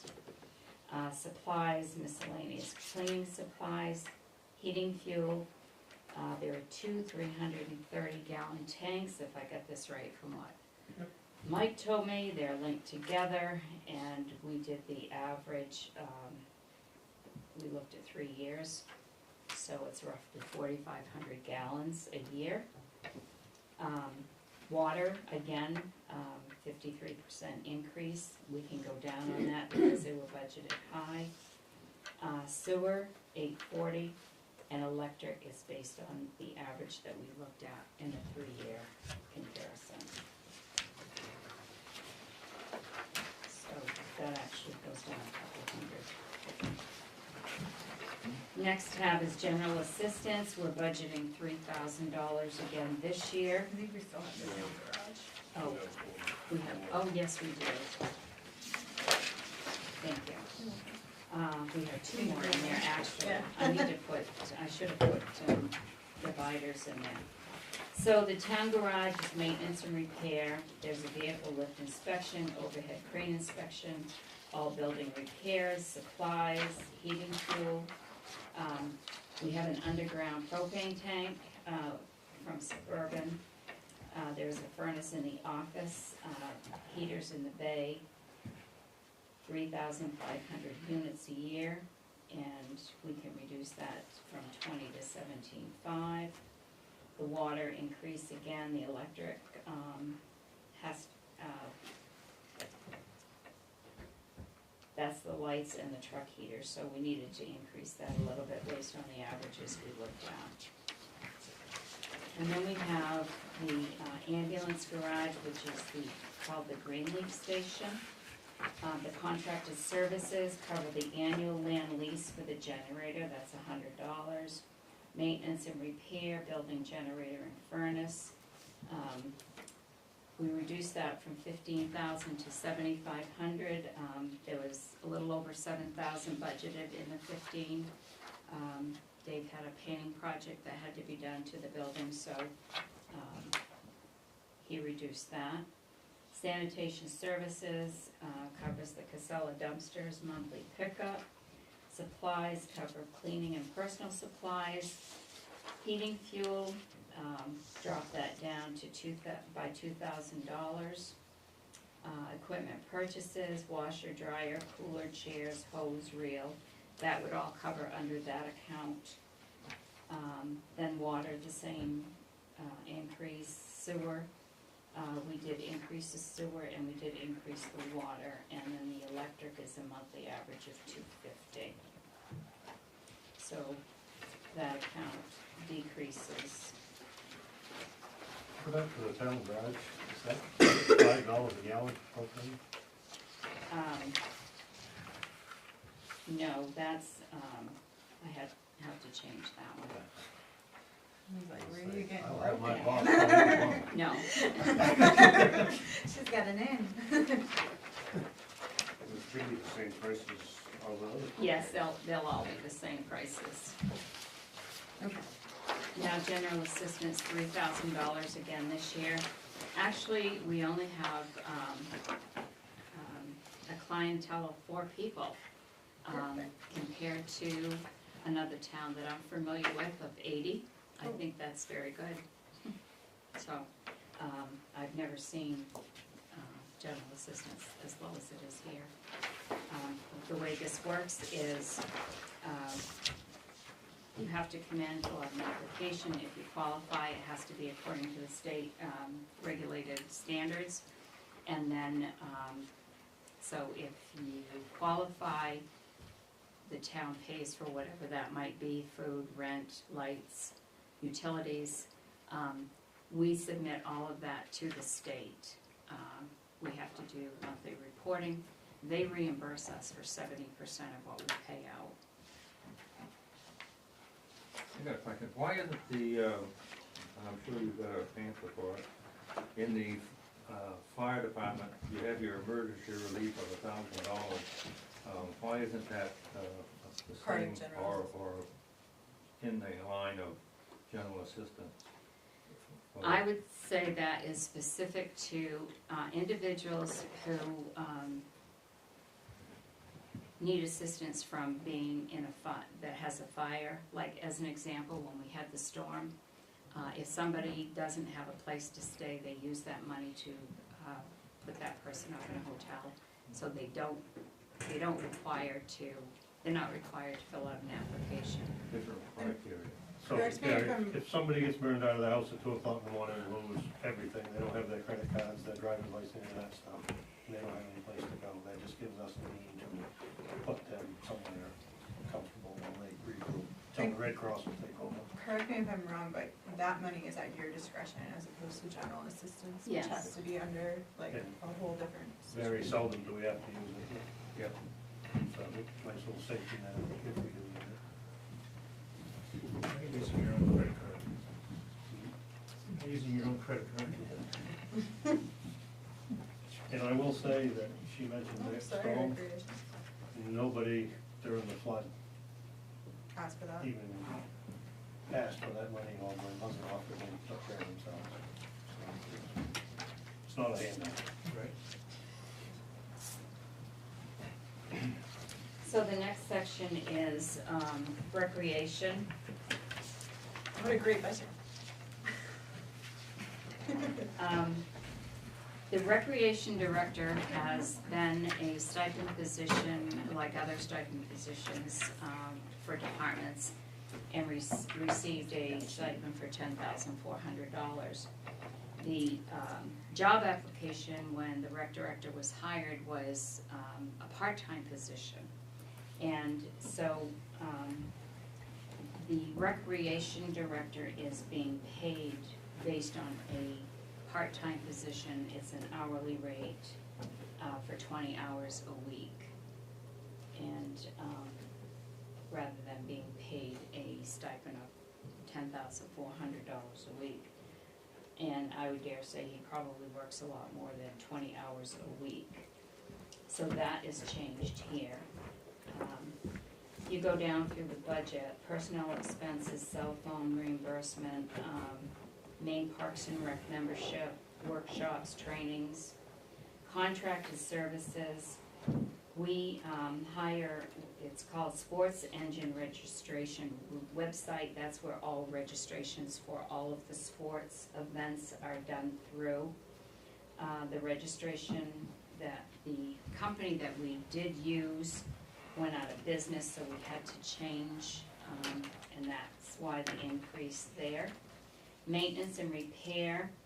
So that covers lime, quick dry, soil, seed for patching, products used for fields that we use in Greenwood, Woodstock, and the school fields. We don't have any athletic fields in Bethel for any of our teams.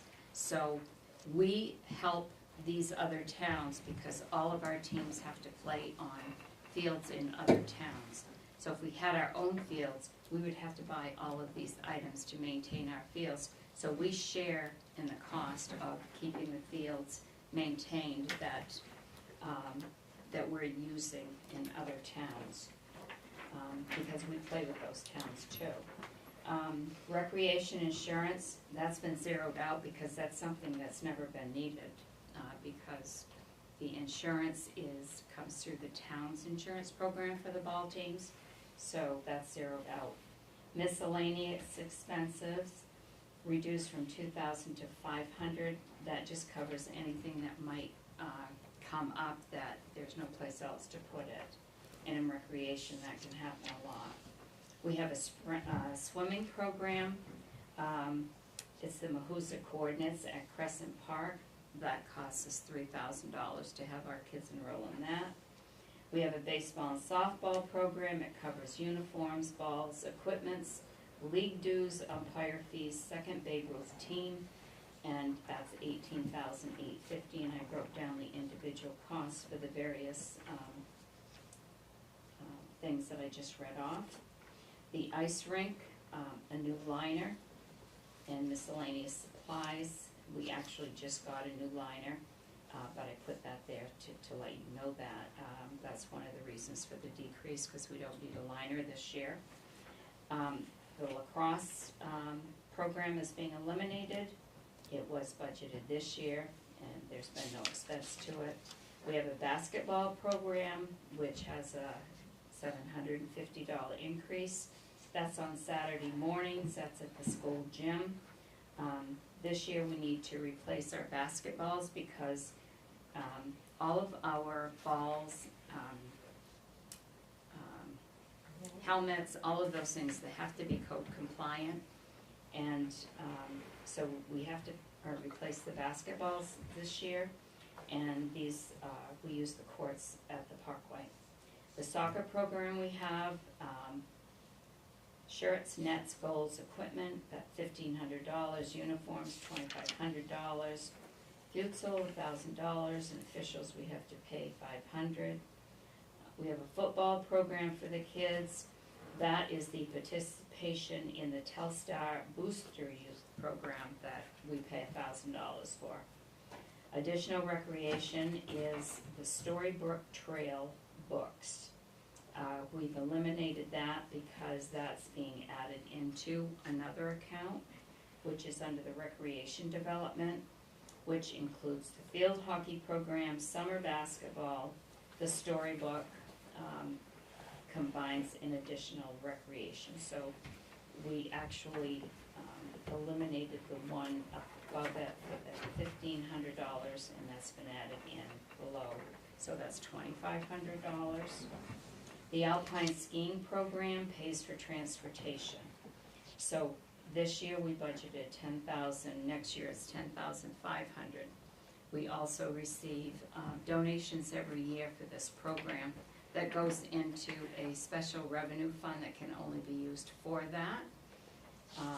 So we need more than the $10,000, so the donations we get really help. Pickleball program, that's an indoor and outdoor youth program, stays the same. Track and field, that stays the same, that's a summer program. Any questions? The swimming, means done it while the office still, At Crescent Park? because it's kinda hard to swim across the park. Well, I think you want I have to, been Summer Pond. it's a program that is done through the Mahuza coordinates, and that's what he put down was, Summer Pond. so, I can get clarification on that, but it's a program, we have to pay $3,000 for that program. Is it the, swim lessons? Is that Sangha? Is that what it is? Is that what I it think is? so. You sign up at Crescent Park for your kids, Yeah. and then they It's take through, you. it's through the elementary school. Okay. Mahuza But Kid that's- program. Yeah, Mahuza It's Kids being done program. in, yeah. being done in, Summer Pond. and then I'll ask the dumb question. How's a ball compliant? I So, really want to know this. Ask Tom Brady.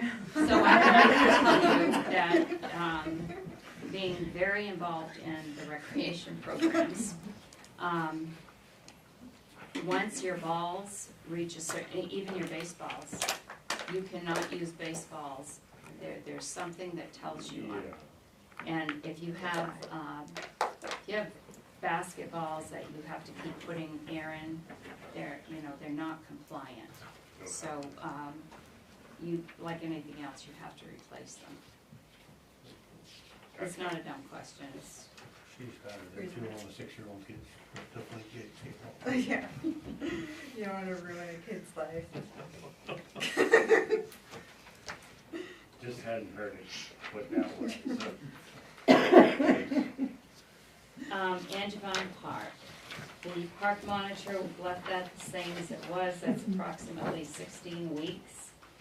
The person opens the gate at 8 AM, closes at 8 PM, cleans the bathhouse, trash cleanup, septage disposal, 2 1,000-gallon tanks. Luann's took care of that. That is slightly reduced.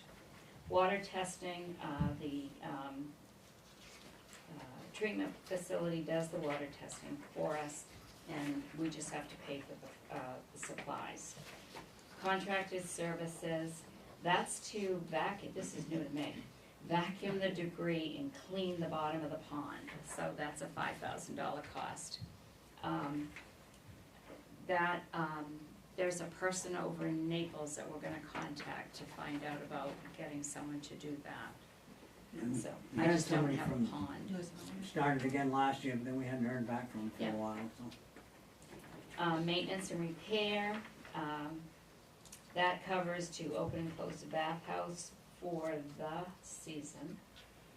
Repairs for signs, windows, bathhouse, and picnic tables, stays at 2,000. Sanitation services, we have 4, I don't think I got this right, 4-yard dumpster.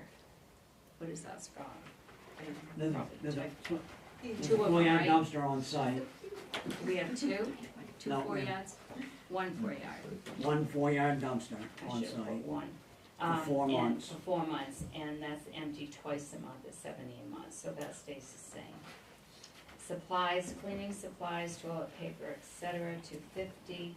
Water and utilities, and it also includes the backflow test that we have to do for $75. The electric, that's going to increase. It's the light aerator in the pond, and also the building bathhouse that is seasonal. And I just listed some of the things that we have there. Any questions on that? Why are we paying, we're paying $70 a month for Casella to do the dumpster, correct? It's the price on that. That's what the bill is, Twice yes. a month, but we're paying, town office pays $180 a month. It Like a depends, different it size depends the dumpster. size of your dumpster and how often it's dumped. Forgot that. Okay. Right, so now the Fountain Park and Cemetery. We don't have a sexton anymore, the town crew does what's needed, so that's been eliminated. Davis Park Pathway Complex, there's one regular and one handicap portable toilet at the playground that's cleaned weekly. One porta toilet at the basketball court for 7 months, May to November. Estimate of $5,000, miscellaneous annual repairs for $5,000. Cemetery restoration. So, $11,050 was budgeted, and when we looked at the capital account, I saw that that was eliminated in the capital account, $10,000, and added to the expense account for $10,000. That's actually backwards of how it should be. Because when you do cemetery restoration, you budget that in a reserve account so that you can do the repairs you need during that season, and then you wanna carry your money forward the next year to do next year's restorations, and if you need to add to it, you can. But if you budget $10,000 in the expense account for restorations, that goes away at the end of the fiscal year. Because any money left over in the expense accounts at the end of the fiscal year rolls back into the general fund. So for restorations, you wanna have a special revenue account, so that you have monies that roll itself over into that same account for that specific use.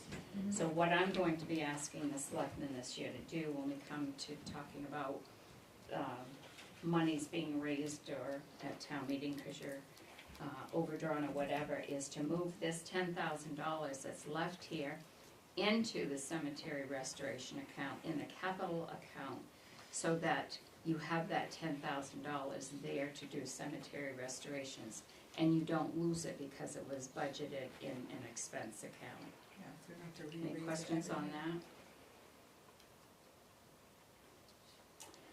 Fountain maintenance, that covers antifreeze for winterization and new fittings, bleach for cleaning, work to be completed in FY '24, $2,500 to fix lights not working, plumbing needed for a leak, and structure repairs, and they're not quite sure where the leak is. Town common maintenance covers the gazebo, the bell tower, paint and tree work. Supplies, doggy bags for dispensers, $750 for garden club to plant and water the flowers at 2 islands and at the town office. Flags, I have 2 separate flag lines. So this first flag line is the American flags for the streets and the gold flags that you get in September. The second one is the veterans flags and markers for Memorial Day. Much better place for it. In the past, you have budgeted under local contributions, that $1,400.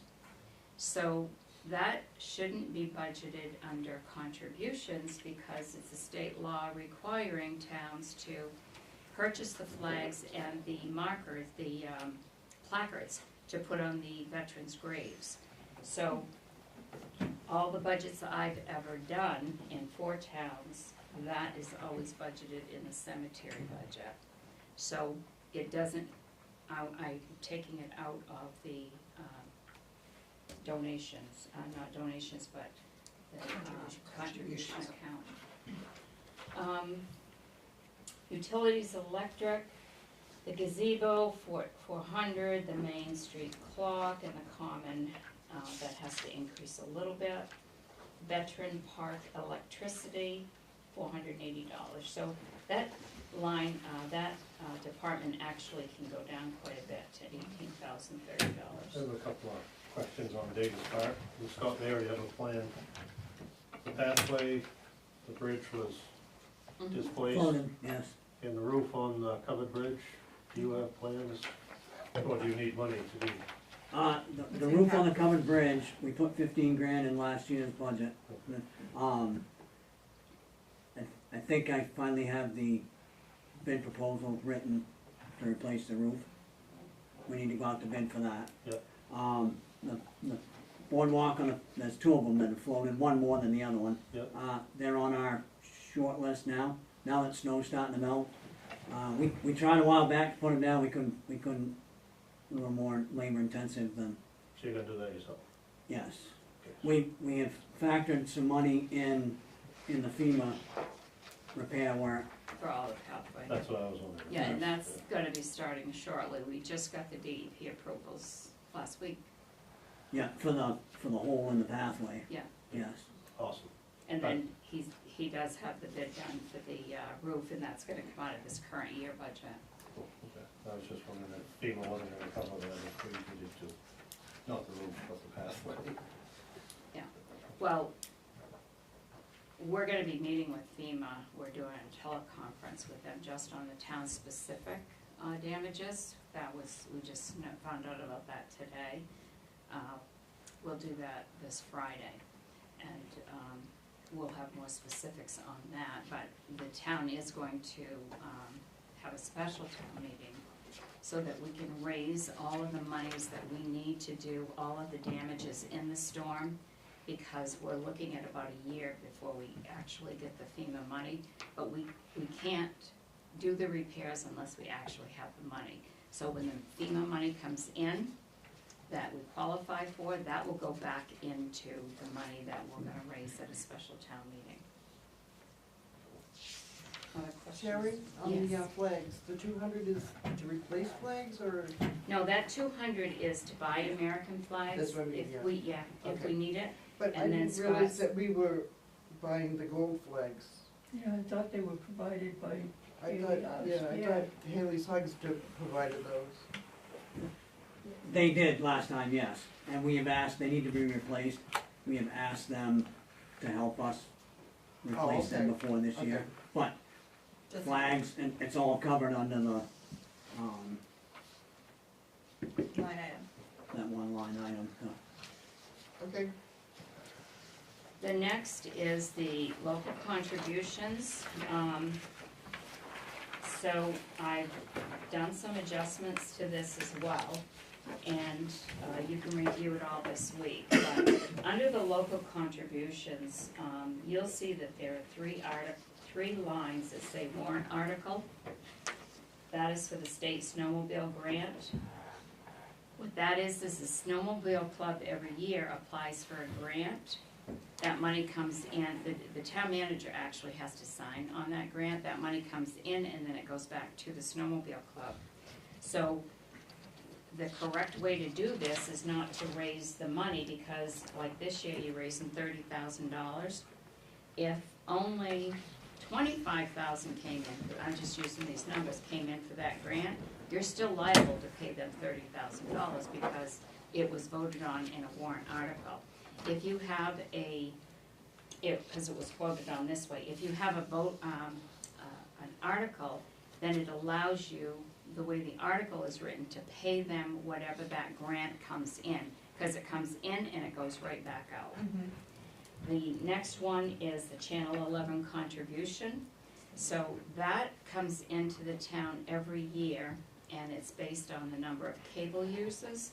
Same situation When that money comes in, the article is written so that that money gets paid right to the cable TV company, and it's the amount, there's no dollar amount put in the article, it's based on that. The third one that requires a warrant article is the snowmobile trails. That is what we get back from the state for snowmobile registrations. So, as it came in January, and it was something like, I forgot to write it down, but it was like, and I'll have it written down next week. It was something like $1,020 or something like that. When that money comes in, that's what goes out here. And the previous year, there's an amount of $1,212 here. So when the article is written, it's written so that it doesn't have the amount in it, because it will return back whatever that snowmobile registration was, and it will list the name of the snowmobile club in the article.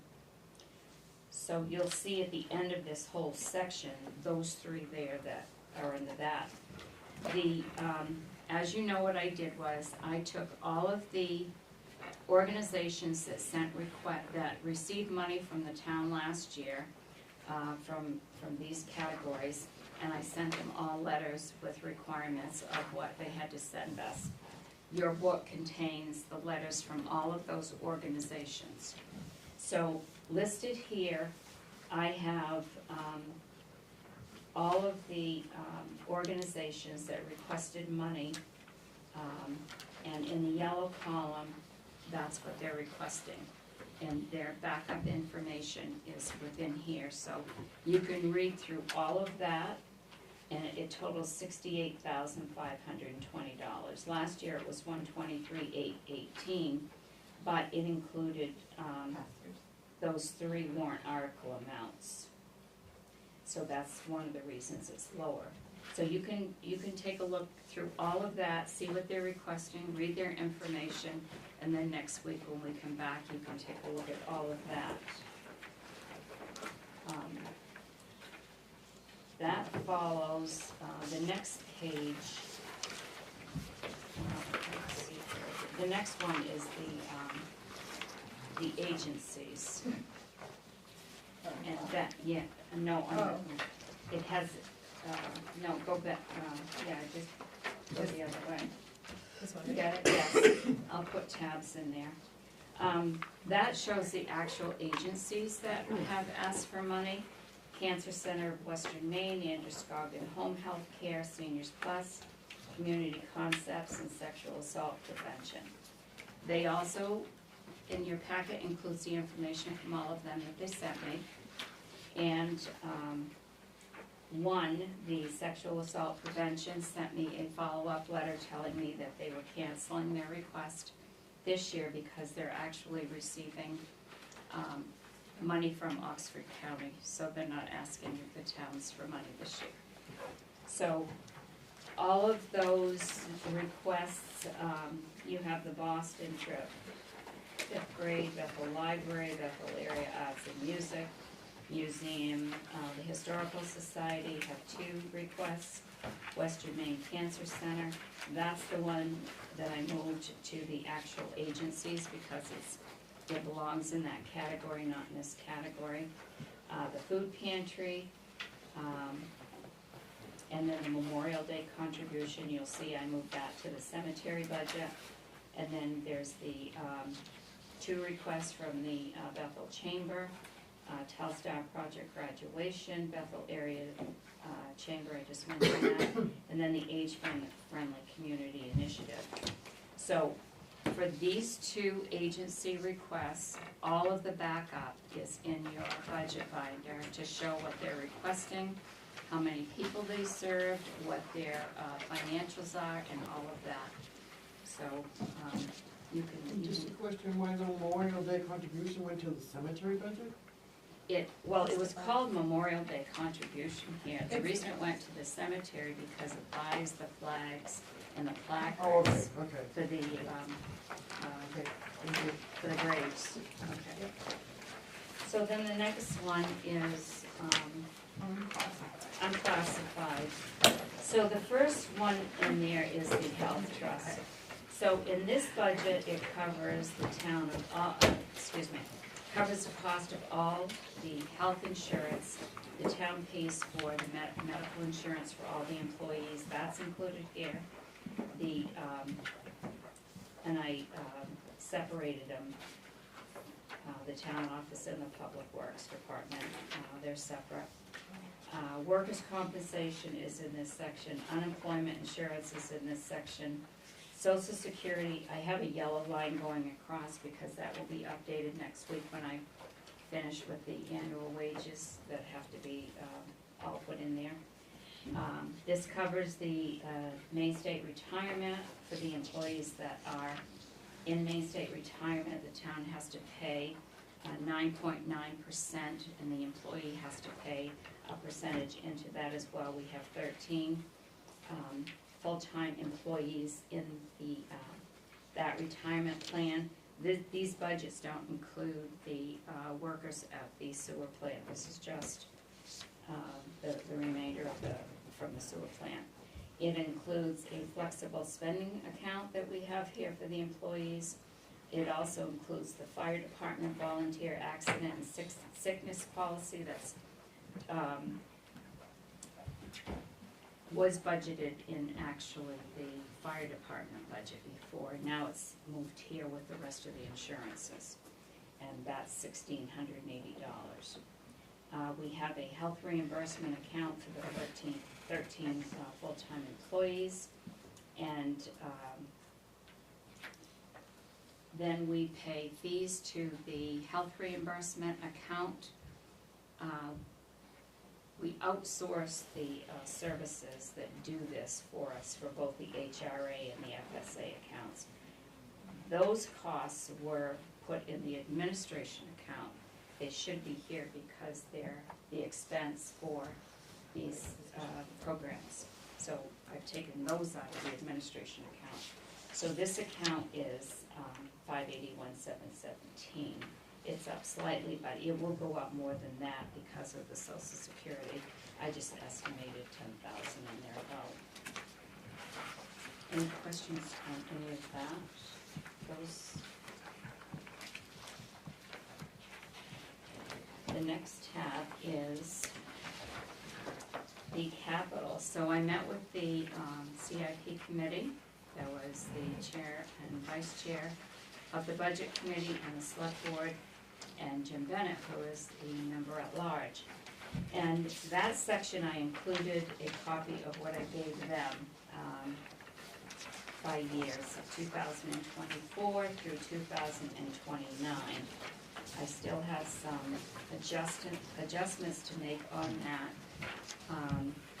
I will be adding $12,000 to this when I bring you back the corrected one next week. And that's for resurfacing the tennis courts, no, basketball courts.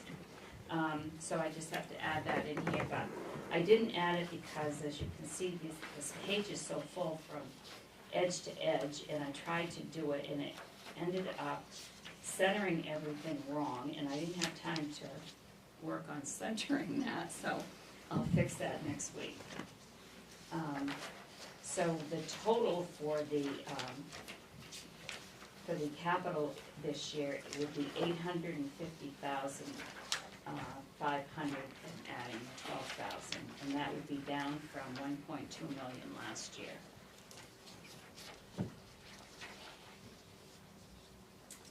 And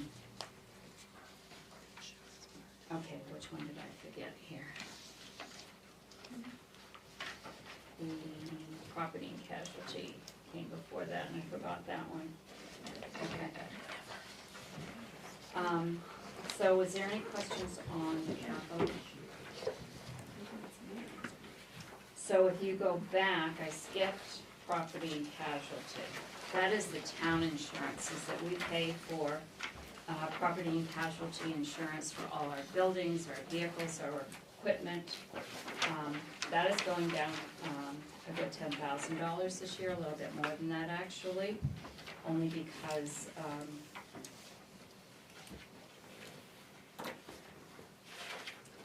well, it's just going down about 10,000. It also includes the public liability, public officials liability insurance. That covers the cost of insurance. All of the administrative and public officials who basically handle money and could be sued for various things, so that covers that. And then we also pay for volunteer insurance, so that's gone down quite a bit to $45,100. And I believe I included, in both this one and in the employees' insurance, I included copies of the Maine State Retirement paperwork that we get that explains the Maine State Retirement. I included copies of the insurance rates and how that works. I included copies of the workers' compensation, the property and casualty that we get from these companies, so that you can see where these numbers come from. So if you have any questions on any of that, don't hesitate to call.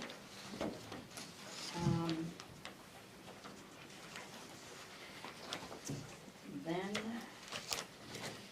we have miscellaneous. So in that section, it covers the Oxford County taxes and the MSAB 44 assessments. What did I forget? Where's the miscellaneous? Did I forgot the debt. That is the Going backwards. miscellaneous. Yeah, your tabs are different than mine, because, see, I had to do these kind of tabs because I ran out of the ones that I used for you, so mine are different than yours. Sorry. So, The little crime tab. so We're in debt. we're on the debt right now? All Yeah. right, so let me pull it here.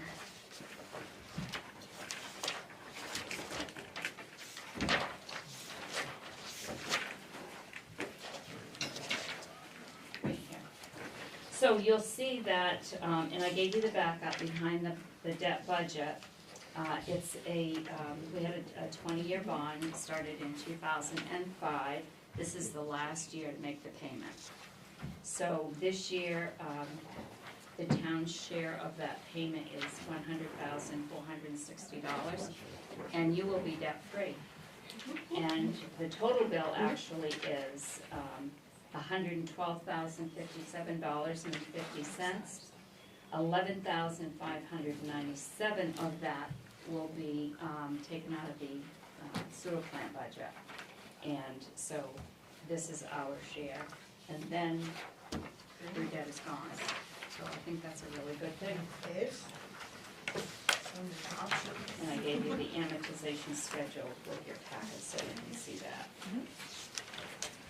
Great, so now where am I? Now am I on county? Yes. Okay, so, we got last Friday, they sent me the, and that's in your packet too.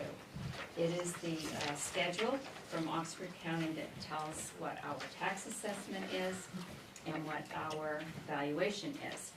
So, if you look, I put from 2022 to 2025 what we paid. This year, we are going to pay the county $221,910 more than we did current year.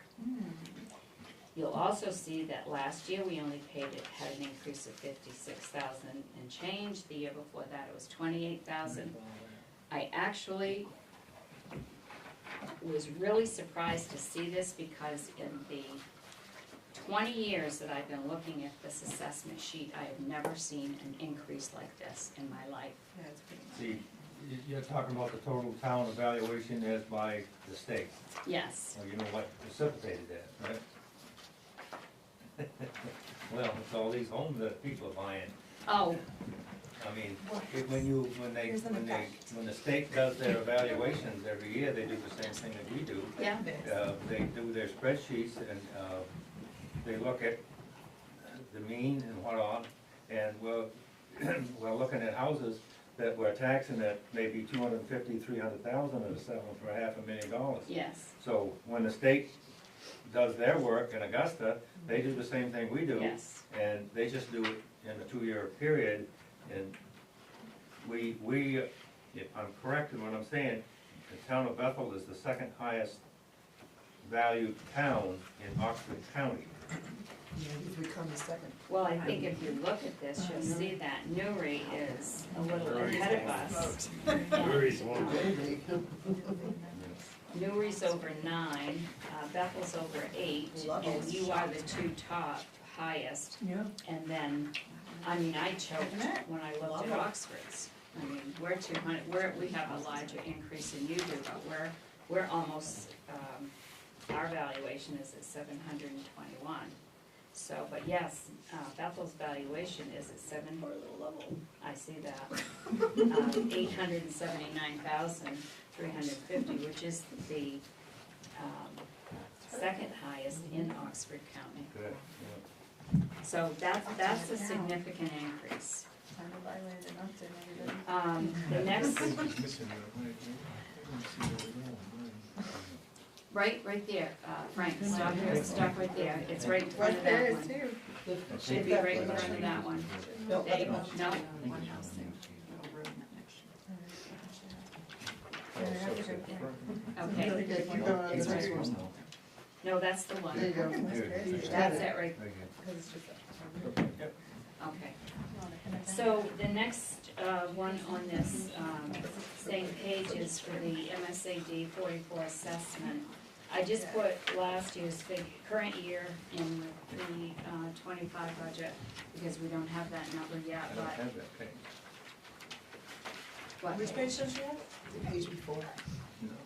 Page right after this one? No, before. No, it's on the same one as the Yeah, Dave. Right there. Oxford County.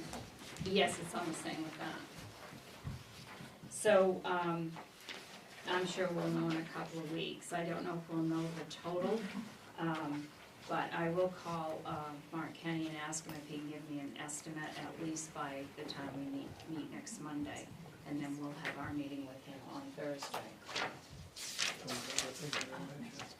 So, at the end of your binder, what I did was I included a copy of last year's budget for you, because I didn't know if you'd still have it or not, so that's last year's budget.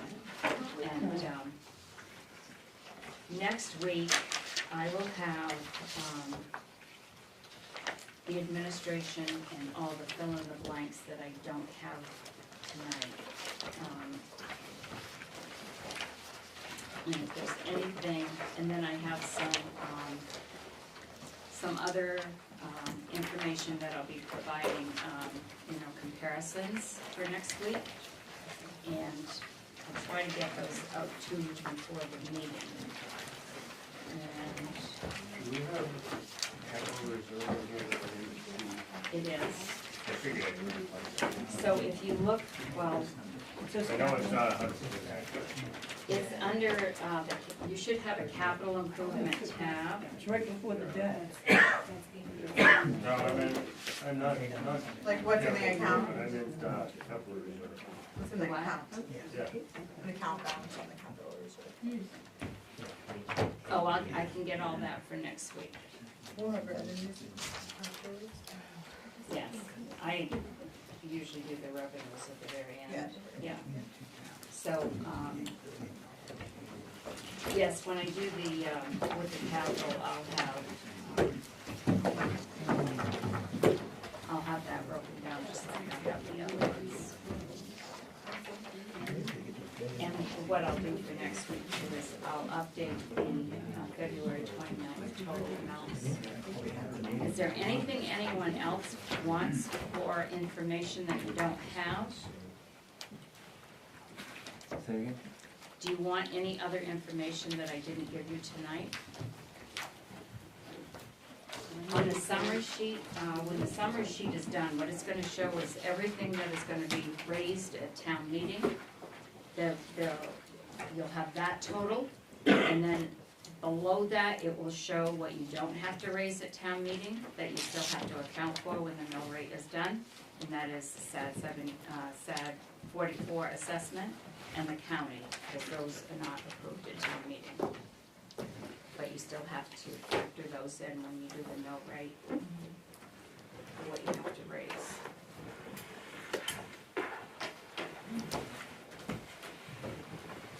I Great job, Sharon. Thank you.